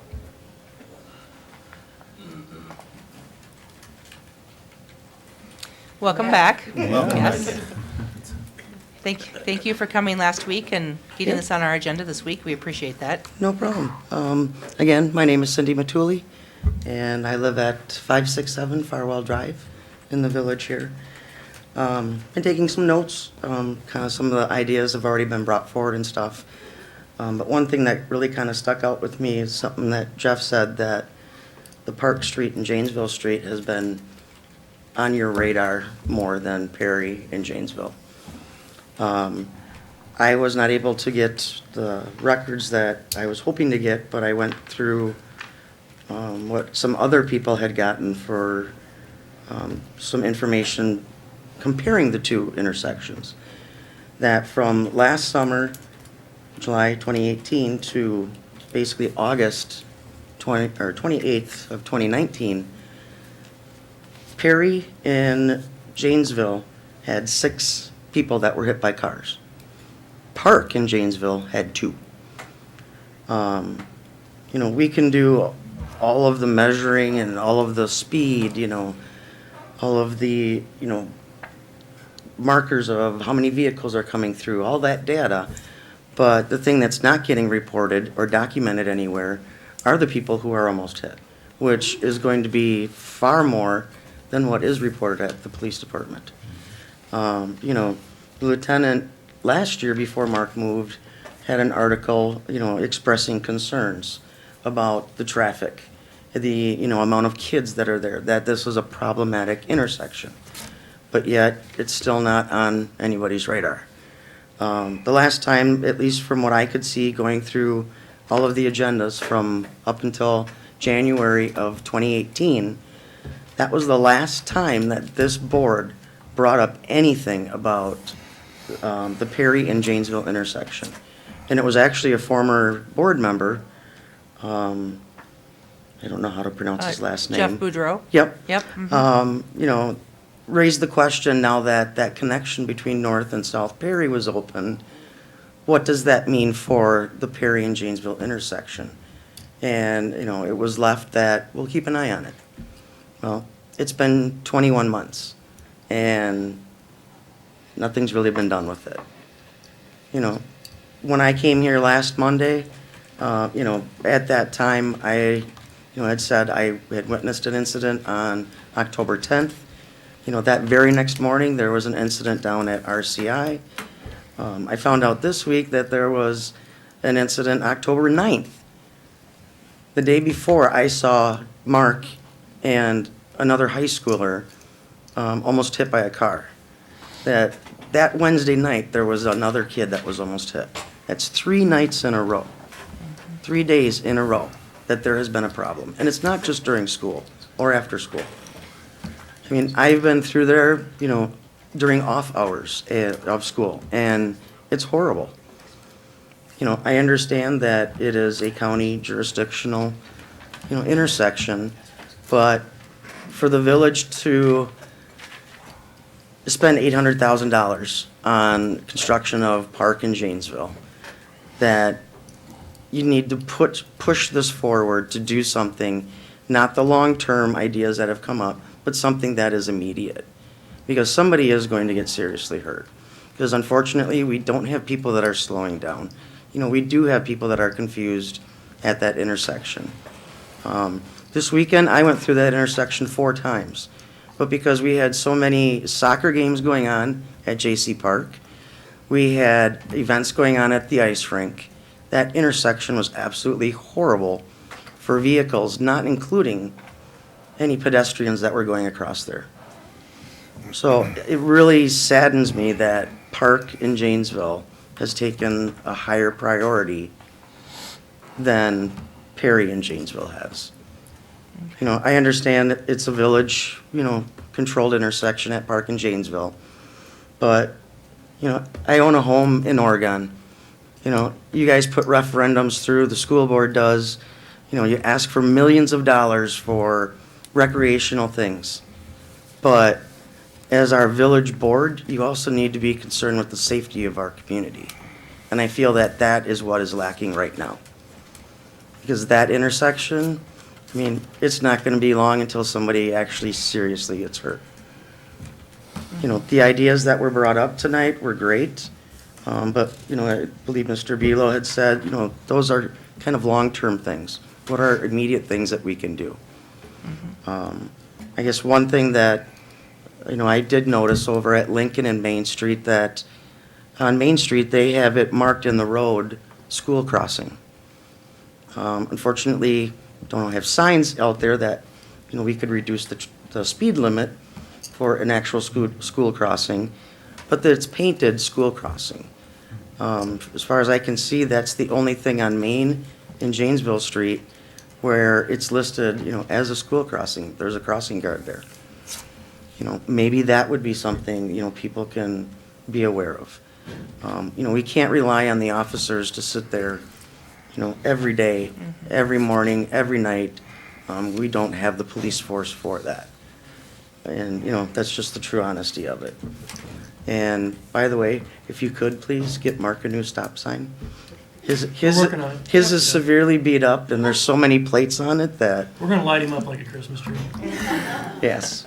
But yeah, I mean, I would hate to see, any of the crossing guards, anybody in the community, hit in this intersection, whether it be crossing it, or in a vehicle, because, yeah, I think a lot of it is just confusion of, is it 4 lanes? Is it 2 lanes? Can I turn?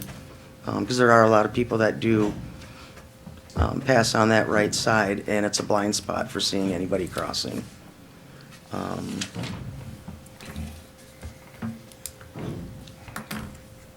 I think that was kind of it. Everything else had been addressed and things I had brought up last week.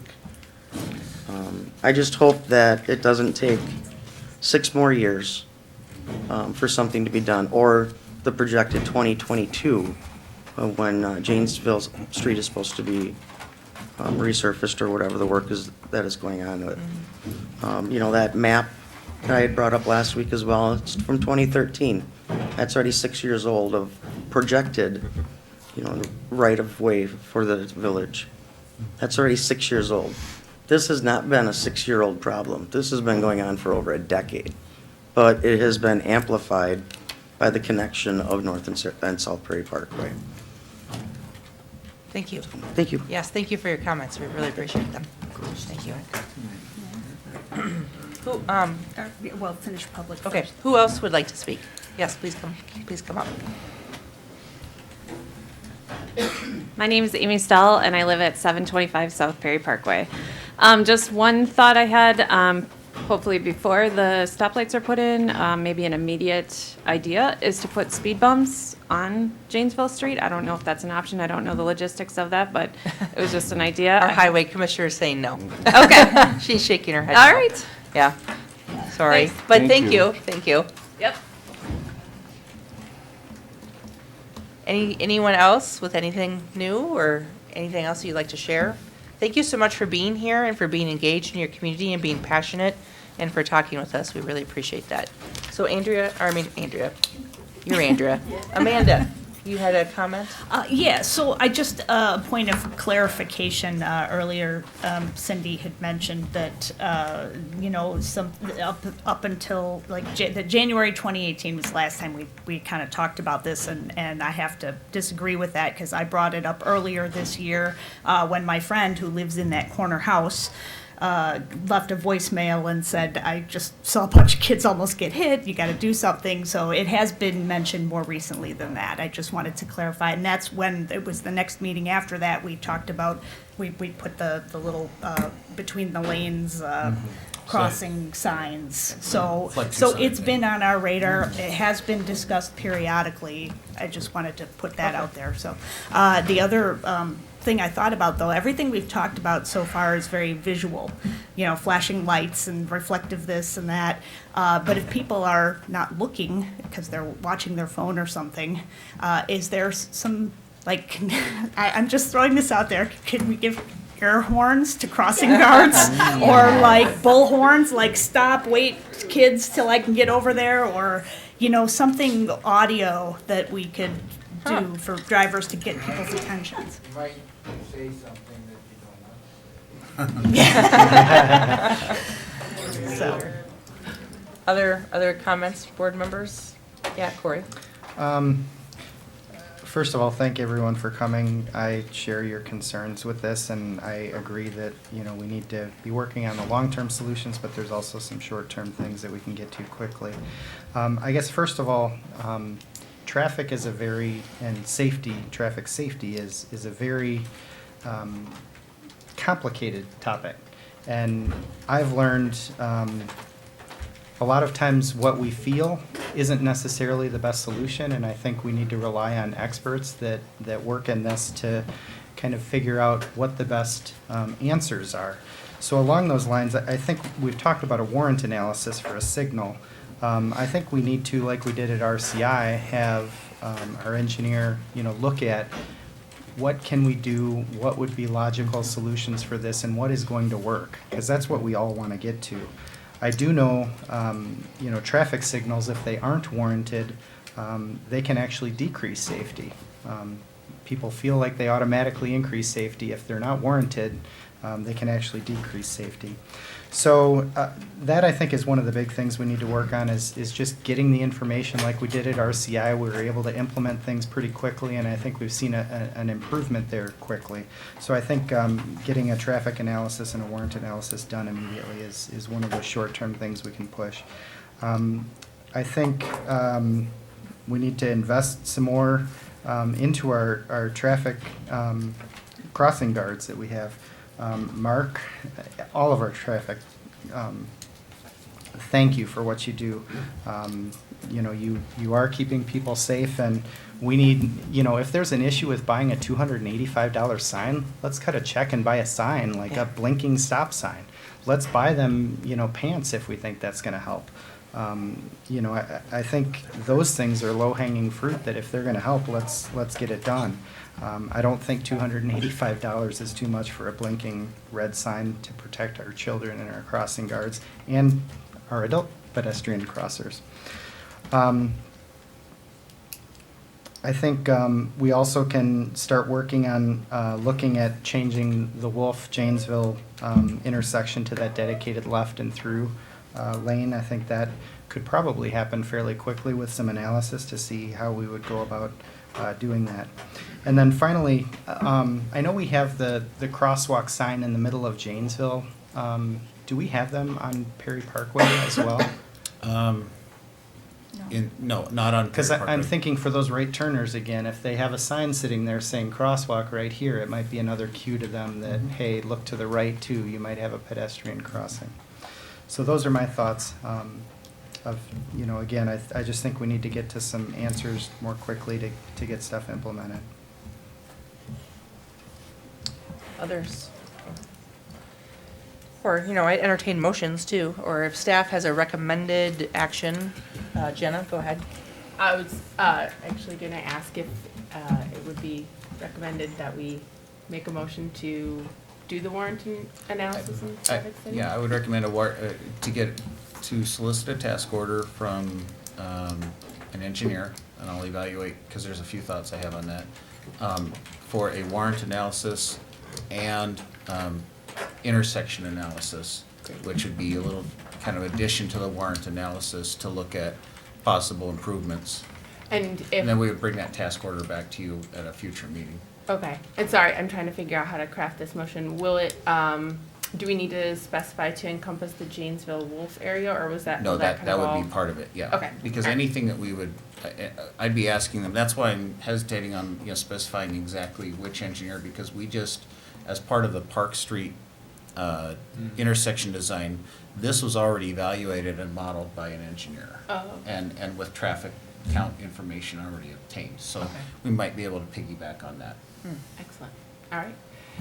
So then I would like to make a motion to order a warrant analysis and traffic study for the Janesville and Perry Parkway Street intersections. And I think that covers it. Right? I'll second it. Oh, Ken, okay. Nope. Maybe make it for discussion? Sure, Jamie, yes. How's that? Yes. Okay, what would you? I was just gonna perhaps add and maybe you guys can do this, to direct staff to explore all the ideas that were absolutely. tonight That'll be part for of- immediate. That'd be part of the traffic, Okay. or the Yes. intersection study, Okay. absolutely. But is there anything like immediate that we can do, Jeff, besides lighting up the traffic? Immediate, we could crossing put more, guards? we can put more of those, I call them flexi signs, the signs that are in the middle of the roadway at the intersection. The only thing that if you'll notice up here, we had originally installed one of those pedestrian crossing signs right here, and within. Where's your mouse? Huh? Where are you looking at? Right here. This Oh, is gotcha. this is Wisco right here. Yep. We installed it right here, and within an hour, it had already been hit by trucks pulling it out of Wisco onto here. Yeah, that's an issue with the truck traffic at the intersection. So we actually have moved it back here, and it doesn't hit as much. Although if you look at it, it's been beat up. And I'm afraid if we put one right here, it might do Yeah. the same thing. But, I mean, those are fairly low cost, they're like $400 or $500, $300-400, I can't remember what we're getting them for now, but we just bought some a year and a half ago. But we could do that, that's an immediate, thing. We could, it's getting a little cool right now, I mean, we could come out and do additional painting, of these, that's a easy.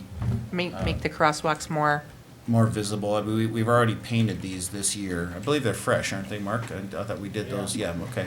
I watched But we could, this summer. huh? I watched it happen this Right, summer. you know, yeah. so we they could, did we it. could come out and paint these.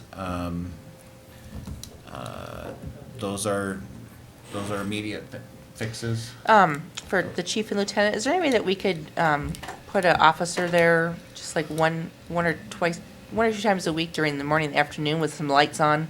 Just to, I don't know. I mean, I know you guys are really busy, but just to draw some immediate attention to this intersection, just to get people to slow down. Yeah, we've had officers out there doing Yeah. traffic whenever they can. The problem is we may only have 1 or 2 officers on, so that's a challenge staffing wise. If you put a squad car out there and put lights on, people don't necessarily react well to that either. They slow down and cause Okay. issues. They're gawking like what's going on. Gotcha. So that creates other traffic issues. They're not paying attention. They're looking at the lights, Yeah. and then all of a sudden they're not looking at what's ahead. All right. I understand. Yeah, One of the I get suggestions that. was Yeah. additional crossing guard. Yeah, if we And can figure that's- out an additional crossing guard, I think that would be, but, I mean, I know the challenges with that too, but let's look at that. Yeah, One other Jim? thing we can bring to the table, we've done it before, when we have staffing is we'll do, we call it like a task force. It's basically where, like if I'm in plain clothes and I just cross the street. And if people are failing, we follow these really strict guidelines by NIFSA, but it's giving them a fair chance to see us and stop. But if they don't, they're actually technically violating the law. We'll pull them over, and if it's nothing extremely negligent, we'll counsel them and try to educate them that way. If it's completely negligent, like one time I did it, and a vehicle missed me by 2 inches because she was texting on her phone, we issued a citation on the spot. We're gonna try to do more of those as well. I think that also, you know, it shows the community we're taking it as a priority as well Sure. with these drivers. Yeah, that'd be great. Yeah, and we'll get you guys those results when we do Okay. them. Can we increase fines for those intersections or something like you do for construction zones? I don't know. Didn't we just do that? So Did we? Yeah. the Yeah. fo- Set the fines. the forfeitures for traffic Okay, violations are sorry. set by the state, Okay, sorry. Oh, never right? mind. We're dealing with state traffic violations Yeah. Yeah. on these, Okay. Lieutenant? Yeah. Okay, so we have a motion and a second to solicit the task order for the warrant analysis, and intersection analysis. Staff has pretty clear direction to take immediate steps that they can. Any further discussion, board? All those in favor say aye. Aye. Opposed? Motion carries. And Jeannie, I was just gonna say, I was gonna do Yes. an email to the chief and lieutenant, but I'll just say here to follow up on Corey's thing, spend the money to put the equipment on the guards. Yes. We were already planning on doing Yeah, that. we'll find the money. Don't wait for grant funding or Yeah. whatever. Yep. Pam, we don't need any authority through you or county to do it, okay? Thank you so much, everyone, for being here tonight and addressing this issue. Thank you. Yes. So Jeannie, before Yes. we go Please further, do. we need to go backwards a little bit on the agenda if we could. Okay. Matt and I feel, I was gonna say this before, and then Matt convinced me that we should bring it up. Okay. To maybe save us from having a special board meeting, go back and do, I'll let Matt explain what he thinks we should do on the fire. Oh, okay. Yeah, and I'm sorry, I didn't process this all before, but, so the motion that was adopted provides for installing the pipe to serve the condos, basically. I think it would be wise for the board to also authorize either of the following 2 things, in case it can be worked out relatively quickly over the next few days. One would be to authorize the installation of the pipe with the inlet structure as planned if the golf course approves the easement agreements, either as drafted or with such modifications as staff may approve. So there would be an opportunity to have some discussion in the next day or 2 about those easement agreements and maybe find a language that everyone could live with. So that would be an additional option to suggest.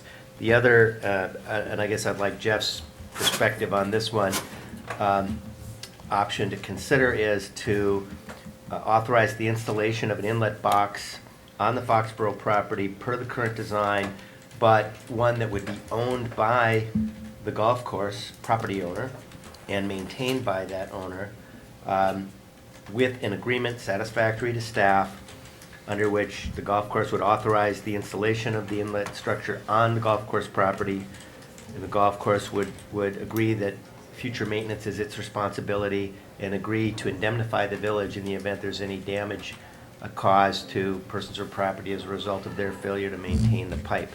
So that gives two additional options. One would be, we can put the inlet structure on the golf course property without any permanent easement, but it's yours to maintain, and you have to indemnify the village. Jeff, would you be comfortable with that from a public works standpoint? Is there a threat to the pipe if they don't take care of it? No, I mean, it's just, usually these things come back 20 years from now, and They're gonna want us to fix it. Right. Right. You can say no, Jeff, that's okay. Yep. Yeah. It doesn't really sound like he's comfortable with that, Matt. Well, so those were I'd at least like to have the easement option, if Okay. we can reach an Yeah. agreement Sure. on easement language, that the board would say that's authorized if staff Right. approves that. So that way, if those gentlemen decide tomorrow that they want to move forward, to we have a don't have to special- have a special meeting. Exactly. Right. Yep. I think that's a good idea. Yeah, Jerry? Yeah, I was that was gonna be my second motion. Wow. To be honest with you, Brooke was so determined not to be involved tonight Yeah. that I didn't want to say anymore. I didn't want to get him all upset. I think it's pretty obvious that they've got 24 hours to come forward. I guess I could offer the second motion, which would be to, as per the suggested motion, to include the improvements on the golf course as the Public Works Director suggested. Is that what you? Should Brooke come forward in the next, well, I'll give him 48 hours. And I would say, and enter into an easement agreement satisfactory to staff. And said, okay. Yep. That's the only other What he piece said. of it. Okay. Yeah. Is there You know, a I was second? gonna, I was I'll gonna, second direct- I was gonna say something like that, but Brooke wasn't in a mood to discuss it tonight, I thought. You know, I probably should have just gone ahead and done it, but, he didn't, seem like in a negotiating mood tonight, so. Okay, so Jerry made the motion and then Randy made the second. Yes, Amanda? I just want to make sure that, like, staff, if we're going to pass this tonight, that somebody contacts him by email tonight so that he has that information first thing in the morning, like somehow email, call. Just make sure he knows that we followed up with this option for him. Just to make it more expedient, like, make sure we do that right away. We'll email them first thing in the morning. Okay. And Jeff, just to be clear, 48 hours, is that enough time to be included in the project? Yeah. Okay. All right, any further discussion? All those in favor say aye. Aye. Aye. Opposed? Motion carries. Thank you for doing that, so we don't have to have a special meeting. Exactly. Thanks. Great, yeah. Okay, we are moving on, so we don't have any minutes to approve. Next is approval of vouchers. So let me get this up on my screen. So tonight, we have vouchers in the amount of $268,711.23 for approval. Can I get a motion to approve for this? I'll to get- move. Okay, Randy? I'll second. Second by Jerry. All right, questions? I have Yes, go ahead. one at the bottom of page 6. I have to look at it again. I just remembered the page. It was the very last line. Oh, yeah. Wisconsin court fines and assessment, the penalty surcharges? Is that something that we're like paying late or something? I don't. That's item 9225. Yeah, the last item on page 6. That has to do with the court. We collect fines, but part of it goes to the county, I think. So it's just a distribution of the fines that we collect. Okay, Oh, for state charges? okay. I just was Yeah. making sure that wasn't something we were getting charged. I think so. Or paying for. Trying to but- find yeah. it. I think That's good. so. We're paying somebody that money that we've collected. I think that's what it is. Okay, got it.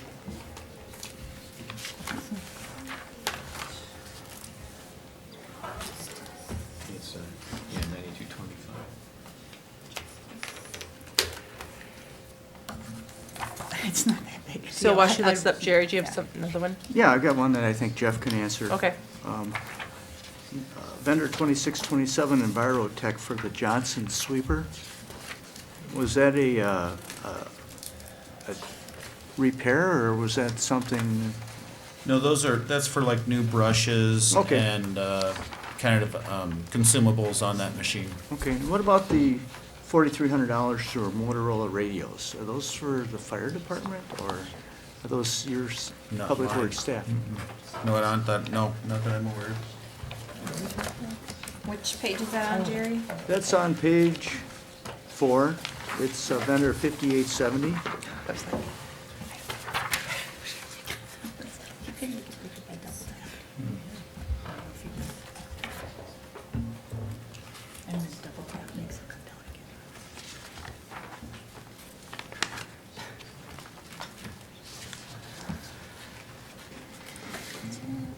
Select PD.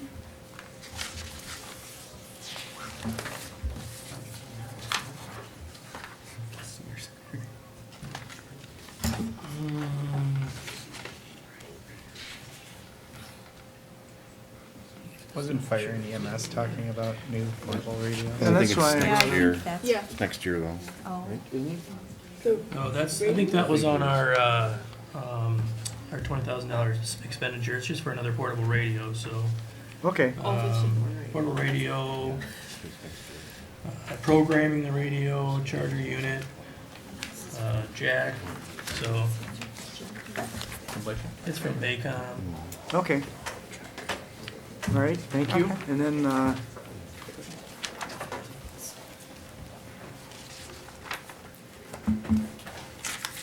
Rolling in Barns, Jeff. Yeah, that's the appraisal for the bike path easement property. Okay, just the description was a little odd. What did it say? I agree. I saw that too. What's it say? It's a bike trail killer easement. Killer? Killer easement. Killer easement. Keller. Well, that's not what it says. It's Keller. It's supposed to be It's a Keller. killer Oh, it's supposed to be easement. Keller. Keller, it's supposed to be That, Keller. so you I know don't why that PM got in, my you just write attention. 'em. Yeah, I saw that too. Got my I attention thought for that's a that. typo. I'm not gonna say anything. That's in yours. You never know. Yeah. Those are my questions. Okay. Did we have an answer to the other one? Yes. Okay. So what it is it's all the fines that are collected by the court, and this is a monthly thing, maybe Oh. just. Yeah, haven't maybe that- Noticed it before, but it's a monthly thing. We have to make, a portion of the fines that are collected remain with the village, part goes to the county, and part goes to the state. And that dollar amount is.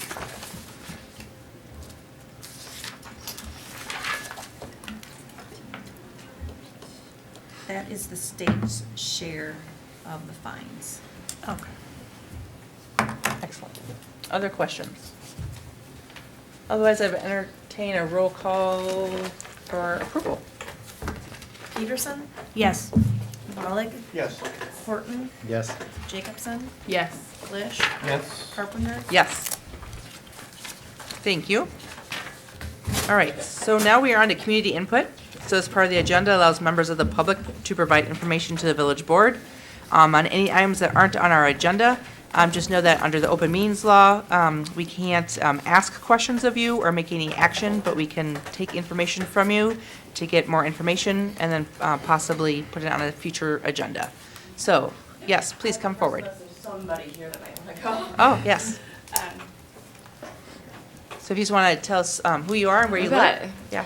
My name is Kimberly Smith, and I live at 775 Edenberry Lane. Okay. Here in Oregon. And I just want to thank you guys for your time. It's been a long night. And I really appreciate being here. It's been really amazing to see the process. You may see my face more, just in attendance. Okay. So, yeah, so I guess I had spoken to Jeff a little while ago, but I want to address in the future and kind of have a open communication about eliminating fluoride in our water. I don't know what the process is like. This is so new to me, but I will be emailing you guys tomorrow with a document, an open document about the things that I found, giving you information, and hopefully we can kind of take it from there. Again, I don't know how this process works, but I just wanted to share, that there were like 8 other cities in Wisconsin that have eliminated fluoride from the water, and I think it's going to be really good to be proactive and not sit back on this. I have a document I want to share with you all from the Journal of the American Medical Association, the Pediatrics Department, connecting fluoride to low IQs. That was published very recently. I don't know the date exactly. August 19th of this year. So I guess that's it. Okay. That's it. So. You did the process exactly right. Yeah. I did? Yeah, nice job. Thank you. Yeah. Do you want the article now? It's totally up to you. Otherwise, you can email it to us, or I'll you give it can to you email now. it to Mike. You can email or it to me if you want. And then Mike can send it out to us. I have physical copies. Sure, that's fine. Then you just pass them out. Okay, perfect. You got to sit through easements and intersections, so you should be able to pass out your input. so much, you have no idea. That I'm a stay-at-home mom, so it's kind of like I get out of the house, talk to the adults, and have adult conversation.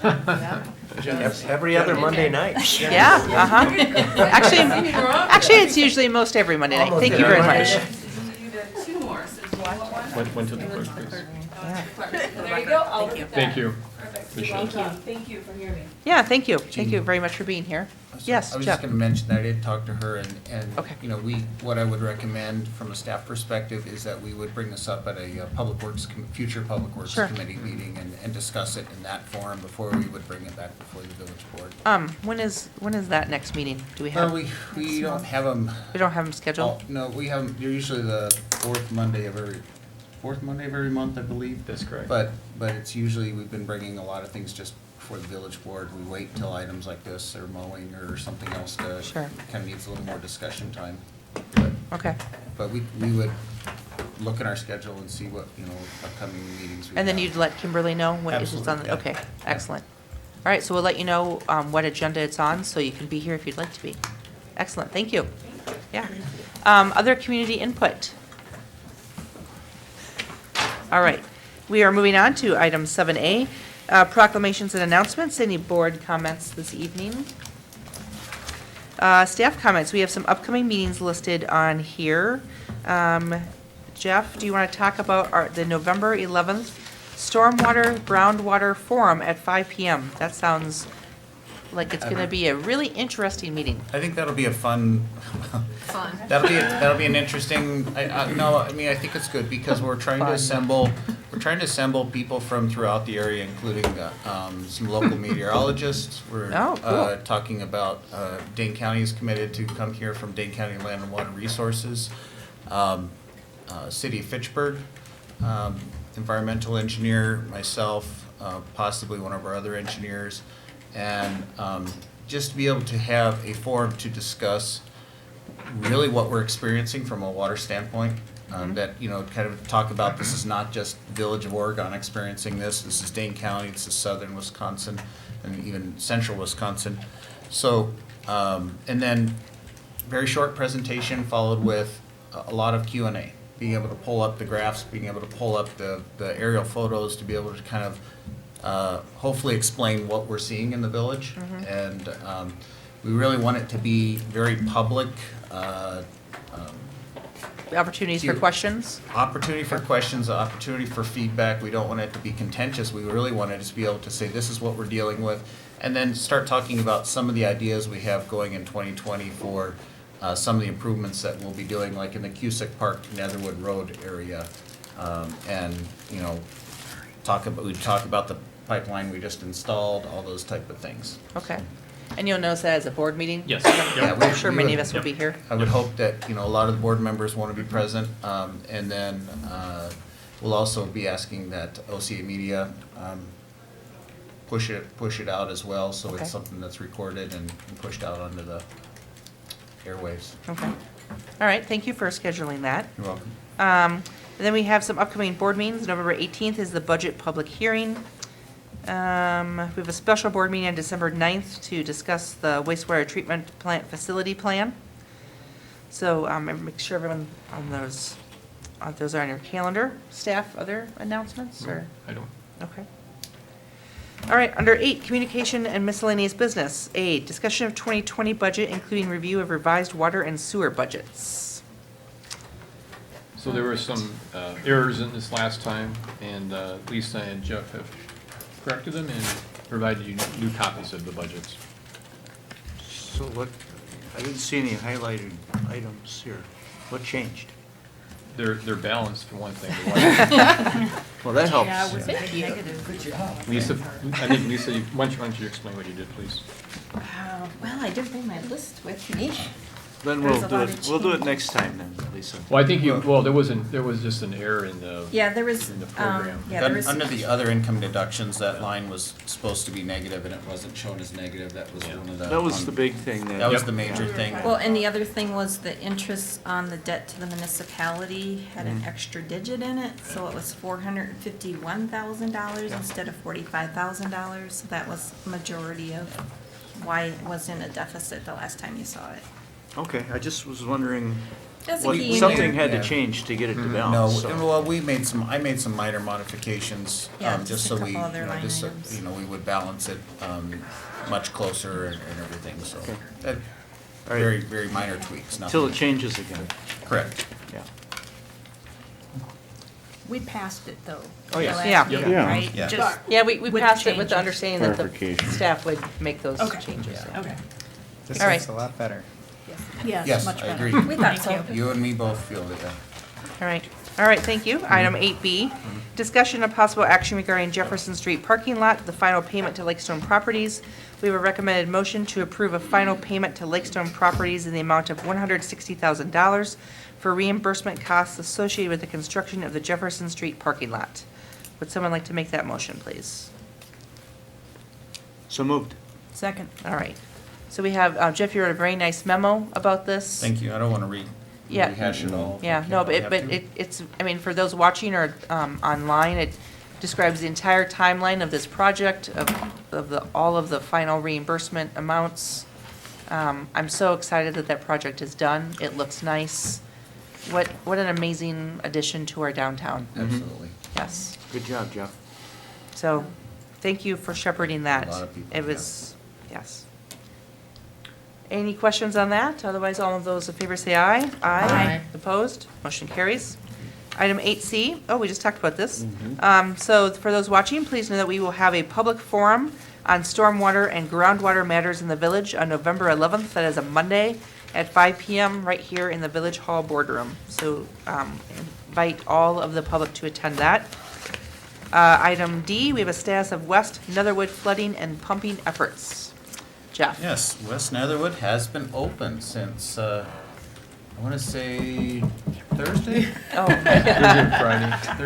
Thursday or Friday last week, and it did rain today, so we'll see what that does, but, we have been very active, obviously, pumping water. We found that probably the best thing, was to pump water out of the Cusick Pond across Netherwood Road into Lerner Park.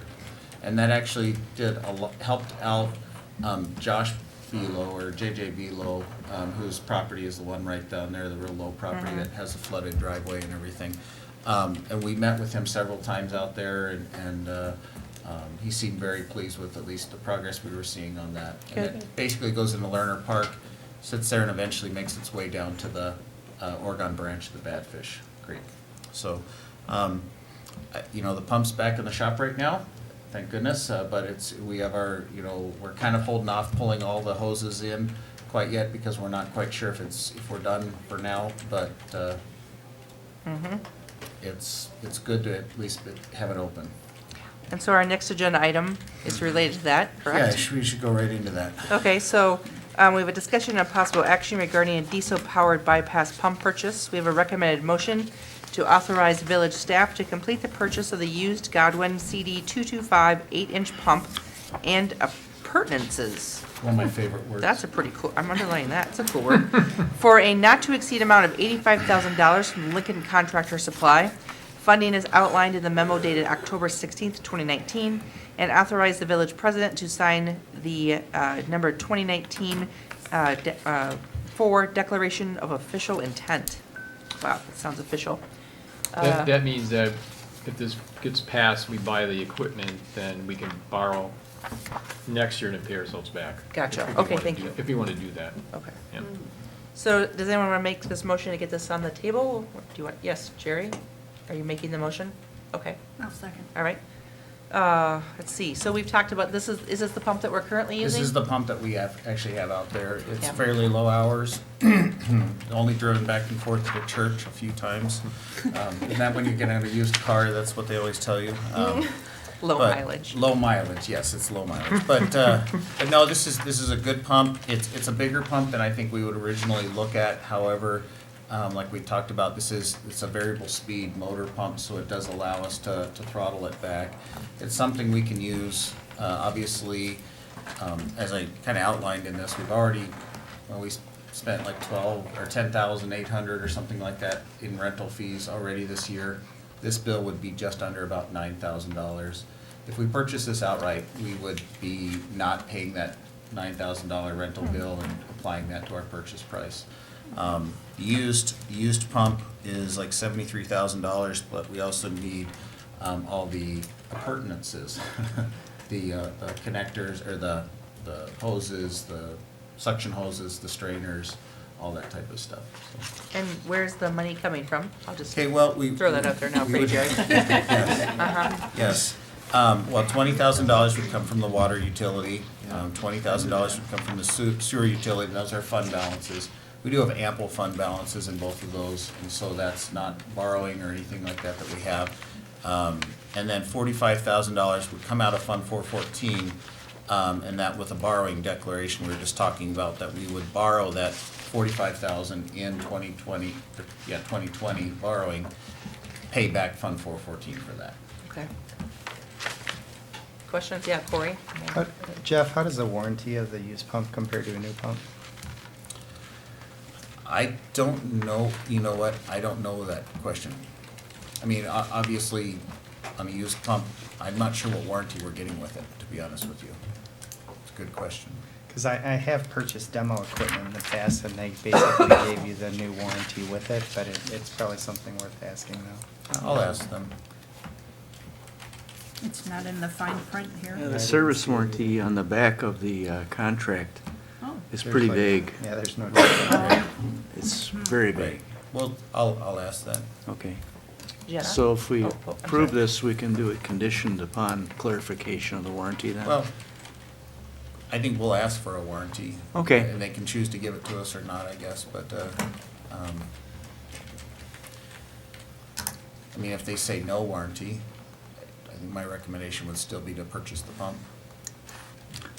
Right?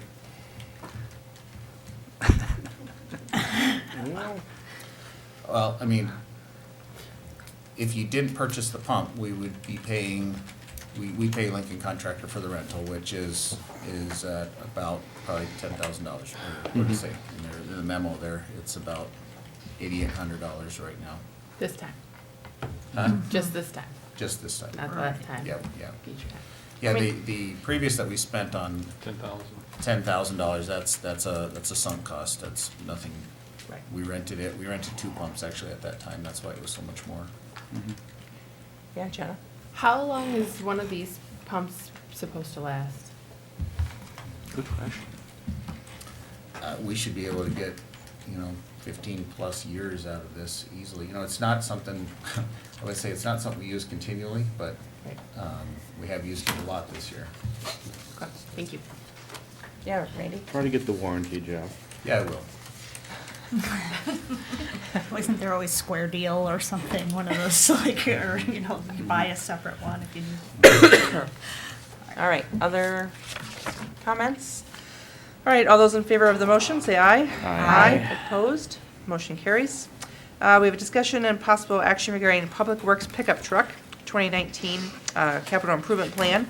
We have a recommended motion to approve the purchase of a 2019 Ford 150 4x4 from Kaiser Ford in the amount of $32,700 with funding from 2019 borrowing and also the sewer water utilities.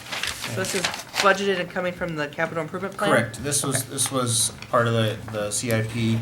I like to wait till late in the year to make these kind of purchases, because then we can buy typically late model, ones that are either on the floor, there. This is coming from Kaiser.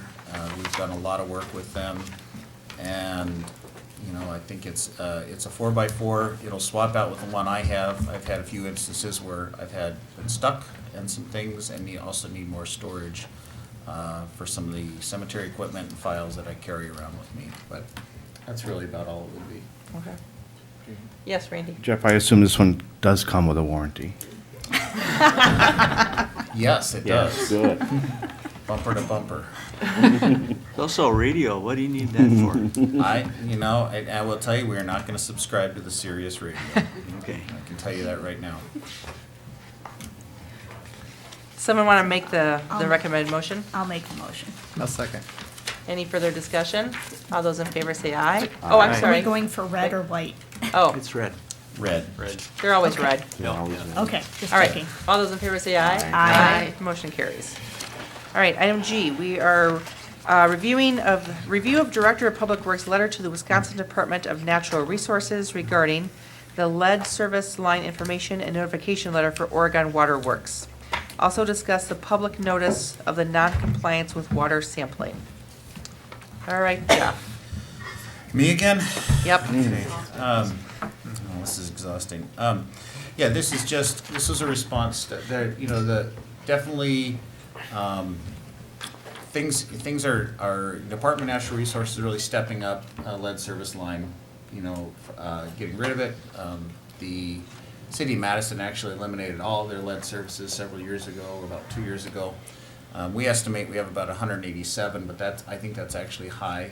When we found out that we started looking in closer to them, like when we do our roadway 187 projects. pipes or feet or what? 187 laterals, like Gotcha. actual separate laterals from the main to the house. Okay. Sometimes these get changed out and we either don't know about them or they haven't been written down or something like that. And so, but, I do want to say that in general, we do testing on lead service laterals, like what we're required to do. And, we run our tests and they're routinely within the safe and below the minimum contaminant levels that we're required to have. So, the risk you run when you have lead service laterals is when you do any kind of work on them, when you start to disturb that protective coating on the inside. I always advocate people swap out their lead service laterals if they know they have them, but it becomes as a cost, obviously, to them. So this letter is just our response back to DNR that kind of helped them as they kind of formulate probably our next steps of what we'll have to be doing. The other item is talking about, we did have a violation with going to 10,000 people in our community meant that we should be testing our service at 4 locations instead of 2 locations. Don, our lead water operator, was confused to what date that started on, and we missed, there's a very short window you have to test that in. We missed that window. And so it wasn't like we weren't testing, it's just we weren't testing the 2 new sites and they hadn't even been established yet. So that's why we received the notice of violation. It has to be publicly, it's gonna come out in the paper and everything like that, and it's just as a formal notice. There's nothing to be worried about. We're very confident in our quality of our water and what's going on. But the new testing round, I believe, is coming in a week, and we'll be testing at 4 locations in compliance. Okay.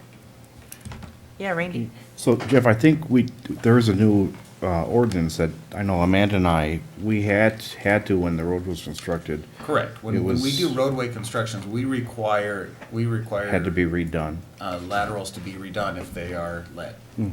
Yeah.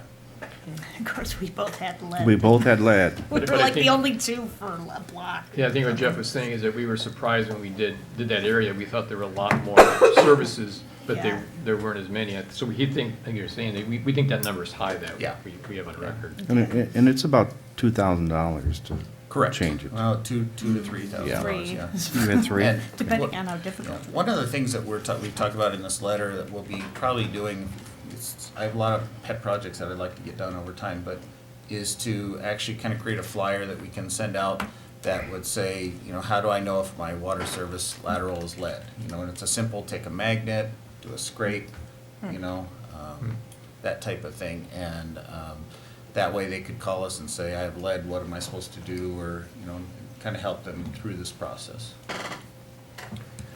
All right, well, thank you for responding to that letter. Yes, Just Matt? Briefly, Jeff, I think we were involved in this, in a policy development ordinance and policy for lead water service replacement. Does the village facilitate that and help with that in some way under our policy? I can't remember. We, As if it's part of a road reconstruct. yeah, as part of a road reconstruct, yes, but we did not, we didn't have any like grant program or funding. We don't.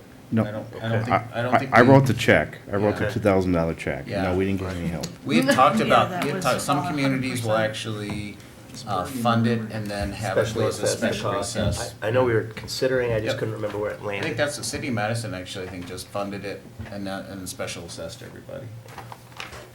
Or you put it in your rates, which I don't, again, we're getting into some shaky logistics that I'm not familiar with. Some shaky legal area too. Yeah. All right, thank you very much for that. Welcome. Item H, we have a discussion and possible action regarding asphalt patching prior to winter.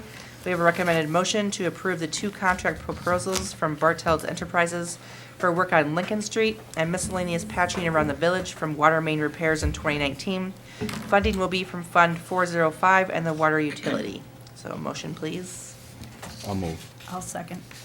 Any discussion on this? Yes, Corey? Jeff, is this usually how we do these contracts, or do No. we do them by the ton? I guess I'm just, are we gonna have somebody overseeing and, I guess, watching this work being done?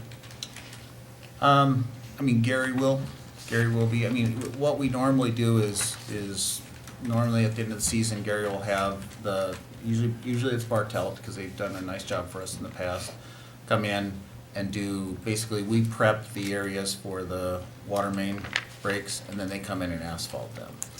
And then, in this situation, you know, it was brought to our attention that we really need some wedging and some repairs done on Lincoln Street, and that we would be, you know, it'd be good to at least come in and do some repairs to those locations. A couple of years ago, we did some wedging out on South Perry Parkway that's actually helped out a lot. And it was the same kind of thing, just totally broken up on the edge. And, but I wouldn't say this has been typical. But you've been very happy with Bartelt? Yes. Okay. Yeah. Yeah, Randy? Jeff, I assume we'll do this soon before Yeah. it freezes? Yep. Yep. Well, if it's approved. Huh? If it's approved. Okay. Yeah, Jerry? Jeff, can you explain for the public what wedging is? And what's gonna happen on Lincoln Street? Well, with the, like on Lincoln Street, they'll actually come in and cut out some of the really bad areas. We're talking areas that are basically just gravel. I mean, it's just, you know, almost. Basically, that's the edges of the road though, right? Yeah, and it's coming back and just patching with new asphalt. It's not a new roadway or anything, but it's Very good. patch. Mhm. It's That's like the point I large wanted to- pothole filling is what it is. That's the point I wanted to convey, that this is not gonna be a completely new asphalt road. and Oh, no. everything. Yeah, so No. they're just gonna cut out the bad sections and replace it with new asphalt. Correct. All right, anything else? All those in favor of the motion say aye. Aye. Opposed? Motion carries. Thank you. All right, item I, we have a discussion regarding the Senior Center's Falls Task Force. Hi, hello, Rachel. Hello. Thank you for providing information to us. Yes, for the last several years, Wisconsin has had the unfortunate distinction of being in the top 2 or 3 of states in the country that have seniors die as a result of falling. And for the last couple of years, we've been #1. That's distressing enough, but recently the Wisconsin State Journal drilled down into that a little bit and looked at Dane County and calls to 911 by people 65 and over who had fallen, and found when they created a rate so that they could compare everybody evenly, that the Village of Oregon was the 3rd highest of the 24 entities in Dane County that they ranked. So we have a rate of falling that is more, let me just double check, almost, is more than twice the county average. And that's alarming for a few reasons. One, obviously we don't want our citizens falling. Two, every time somebody falls and calls 911, resources are being used that are then not available to do other things. So it's a use of precious resources as well. We don't know anything though beyond this bare number, and that's where we have to start looking. We have to start finding out, are these calls coming from a few people who are falling frequently? Are these calls coming from, you know, a high percentage of them coming from assisted livings or nursing homes? Are a few people calling, using the service a lot? Is it going up with age? Is it alcohol related? We don't know enough yet, but we're trying to put together a task force to take a look at some of these issues and start figuring out how to address this, and hopefully put some resources into the hands of the people who are falling to help them reduce their risk of falling again.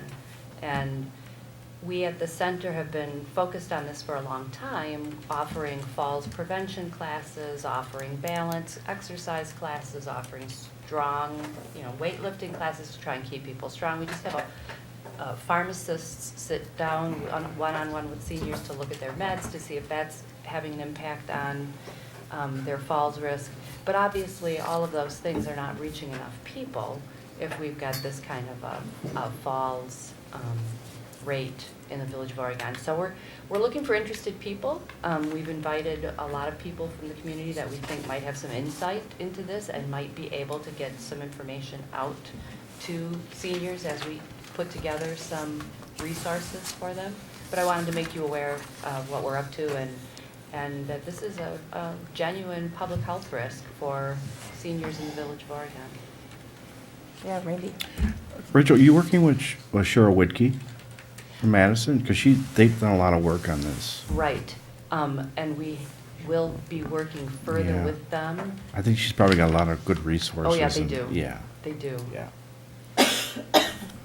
It'll be in part, though, a matter of digging into our data in order to match it to their resources. And she may be able to help you even Yeah. with some of that too. Great. All right, well, thank you for taking the lead on that, Rachel. We appreciate that.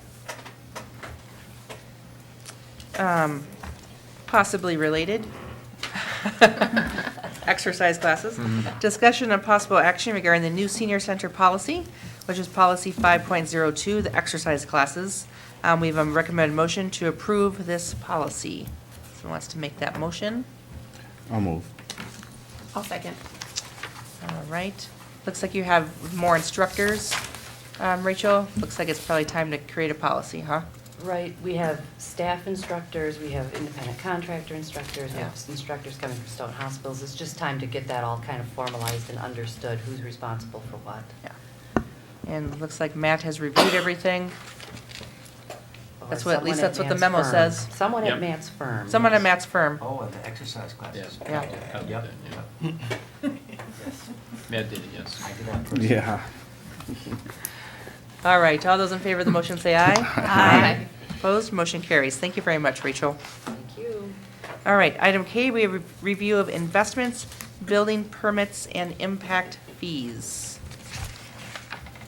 Questions for staff or highlights that you want to share on this exciting document of small print? We're still probably gonna be on record, or not on record, the same pace as we were last year for single family Okay. permits, so.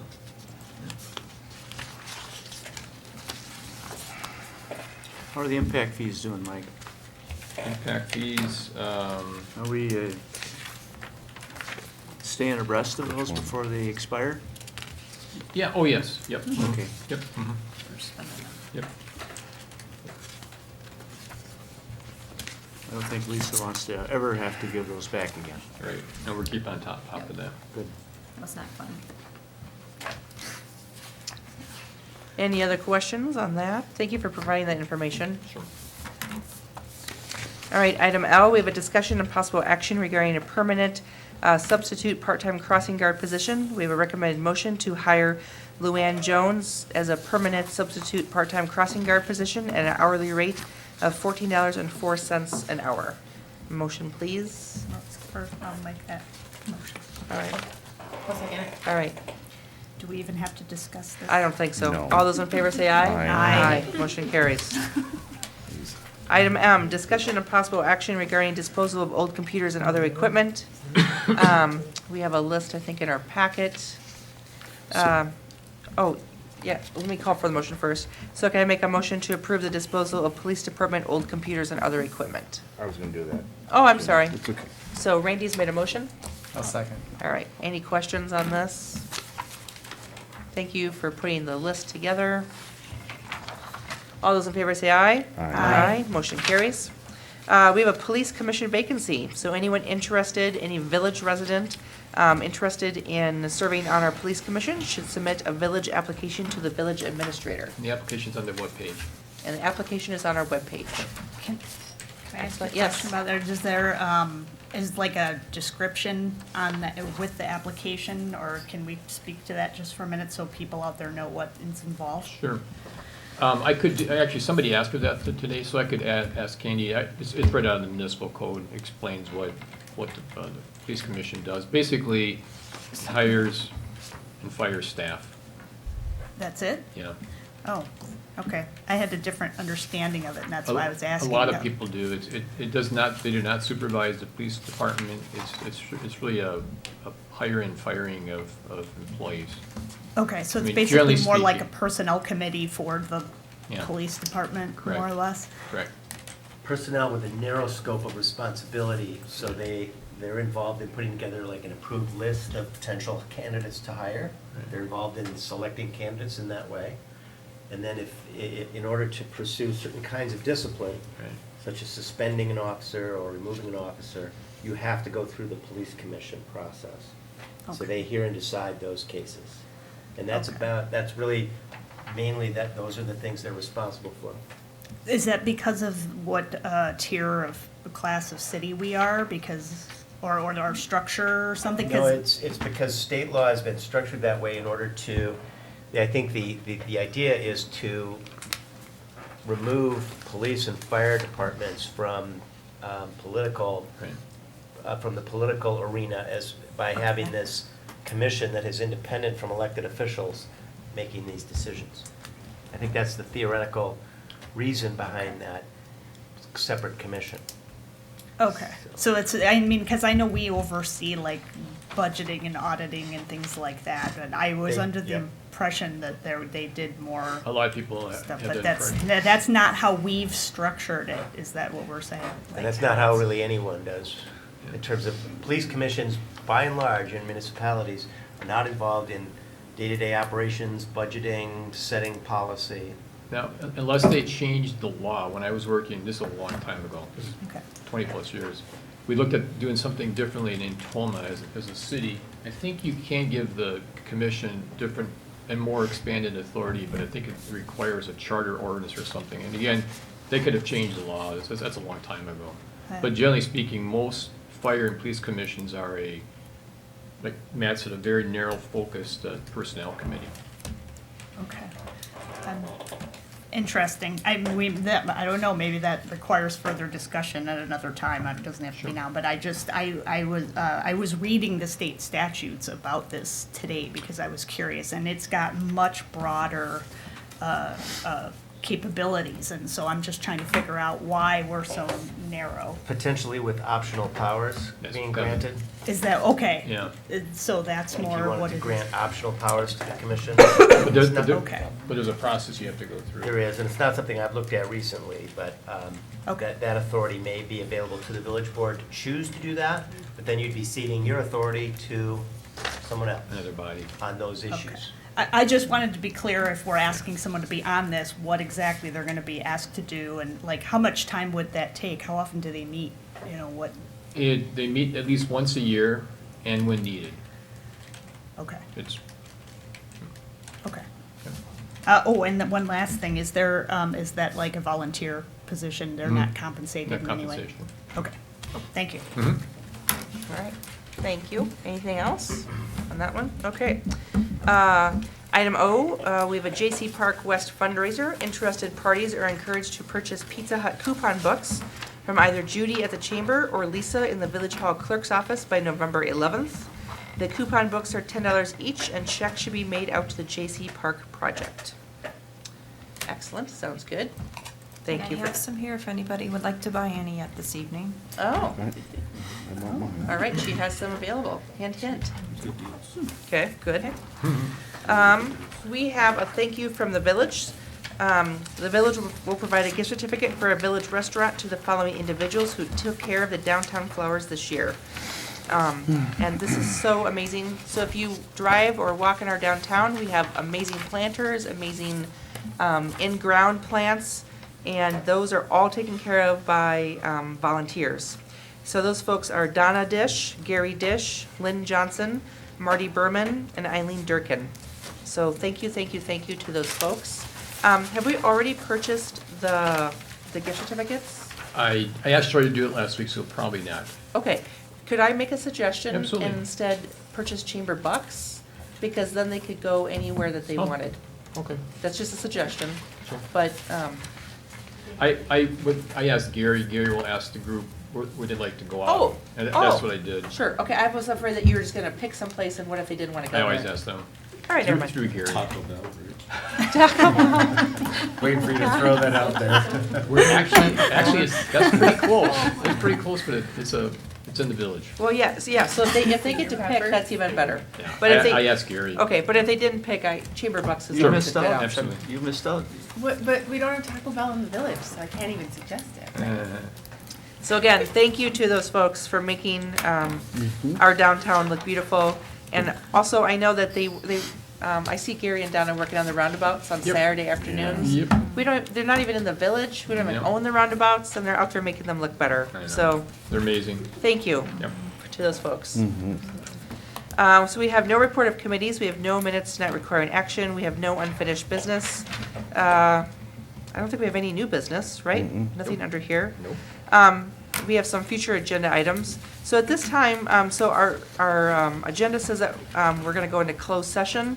I would just pose a question to the board, if that's okay, can I do Sure, that? absolutely. If we might consider doing the part of the closed session regarding the school resource officer agreement in open session.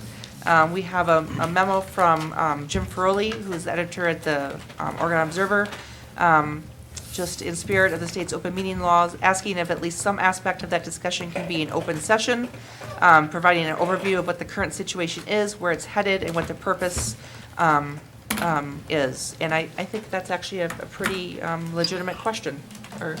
So Jerry, yeah? If you want a motion, I'll make a motion to have that entire discussion in open session. And that's kosher with legal staff? Well, you don't have to do it that way. You could. I mean, really, to go into closed session, you'd actually have to vote to go into closed session. So Okay. my thought would be, the board could decide to have that discussion in open session, plan to have it in open session.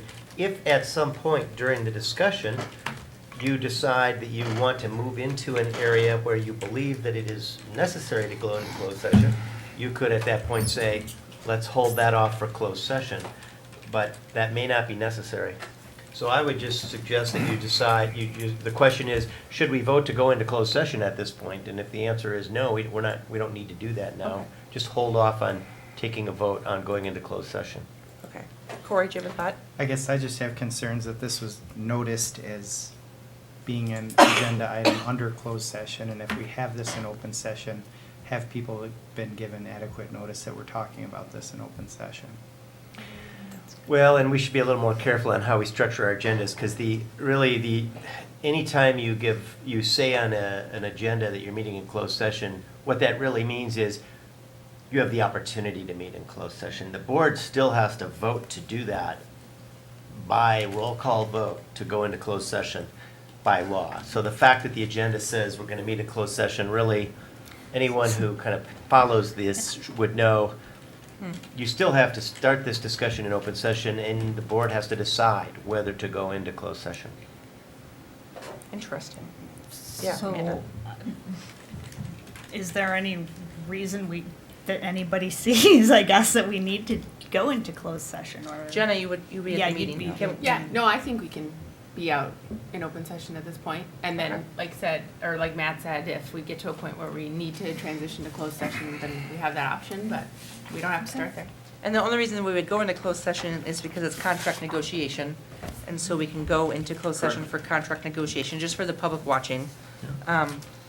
But if we don't need to do that, then I vote that we be as transparent as possible. So I guess we don't need a motion, You don't need a motion. so we just move into You can that. move into the agenda item, which is to discuss the SRO issue. Okay, so, then item 14, we will be discussing the possible terms of the school resource agreement between the school district and the Village of Oregon. So who would like to start this discussion? Okay. Jenna. All right. So, so tonight we're getting just a temperature reading, right, Mike? Are we, right? So I mean, basically, what we're gonna ask the board is, should I just stir up a little bit and then I'll let you? Sure. Okay.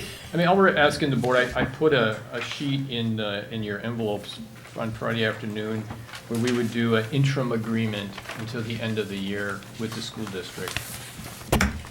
Yeah, so, I'll take it up from there. And we're not actually looking for a vote, we're just looking for temperature reading on that. Yep, okay, Matt's Yep. shaking his head yes. I don't think we can Yeah, we, Well, I think that's why it's noticed this way. all we're doing, we're just asking, Because we're only all we're doing discussing. is asking if there's an interest in doing it, then at the next meeting, we definitely would do an open session. Okay, Yeah. gotcha. So, so the reason why we're. Oh, Jerry apparently already has a question. At some Oh, point, sorry. someone should read this tentative agreement. Oh, So the for the public. addendum? Yeah. Oh, sure. Do Yeah. you want me to read that out? I think it'd be a good idea for the public, since we are gonna do this in public. Okay. All right, so the proposal is to take the previous agreement, the 2018 agreement, and add the following addendum to it, to get to December 31st of 2019. So it states as follows. This is an addendum to the School Resource Officer SRO agreement by and between the Oregon School District and the Village of Oregon. The parties agree that the SRO agreement for the 2018-19 school year will be extended on an interim basis until December 31st, 2019, in order to give the parties time to seek parent and community feedback and discuss a new agreement for the 2019-20 school year. And with that, we have, the village and school have open meetings scheduled on October 30th and November 4th for people to attend and for us to discuss this specific agreement with an information session to follow, a larger information session to follow in the middle of November at the school. The contract, as you heard, the addendum is to end in December or when replaced by the new contract, if we get that done sooner, hopefully. I expect it to be done sooner. So, and I recognize that I am asking you all to support the previous contract of which we had reservations on, but I feel since we have dates of open meetings in place with a larger informational session afterwards, an end date of December with the recognition that we have, we expect to replace that sooner once a finalized agreement with public and community input, parental and community input is involved, that I think this is a good place for us to be to get that resource officer into the schools while we continue to work on this. And I feel pretty confident that we will be able to get a satisfactory agreement between all the parties, school, village, parents, and the community, in these next couple of meetings. So that's a great update. Yes, Amanda. So just a question. I know the previous agreement, you know, we thought had some issues, some gray area, okay? Yeah. So, would there be a procedure in place in case an incident happens during the old agreement that we've now extended? Is there a way where there can be real-time feedback to give direction to the SRO? So, Lieutenant Payenkoff can speak more to that in detail, but I know she's been meeting with the school attorney weekly, right, to discuss? It could be just phone calls too. We talk often. Yeah, I would say, right now, that's what is happening, is we're slowing down. We don't have an SRO, so it's the patrol officers calling, to get input on how to approach. And that, I'm giving them direction based on some of the conversations we're already having in these meetings. And I think that is helping to just build that relationship back up to what we want it all to be. So does that answer your question? Yes, No. it does, thank you. I like the good communication back and forth. So, I mean, if you are comfortable with this, I'm comfortable with it. That's where I stand.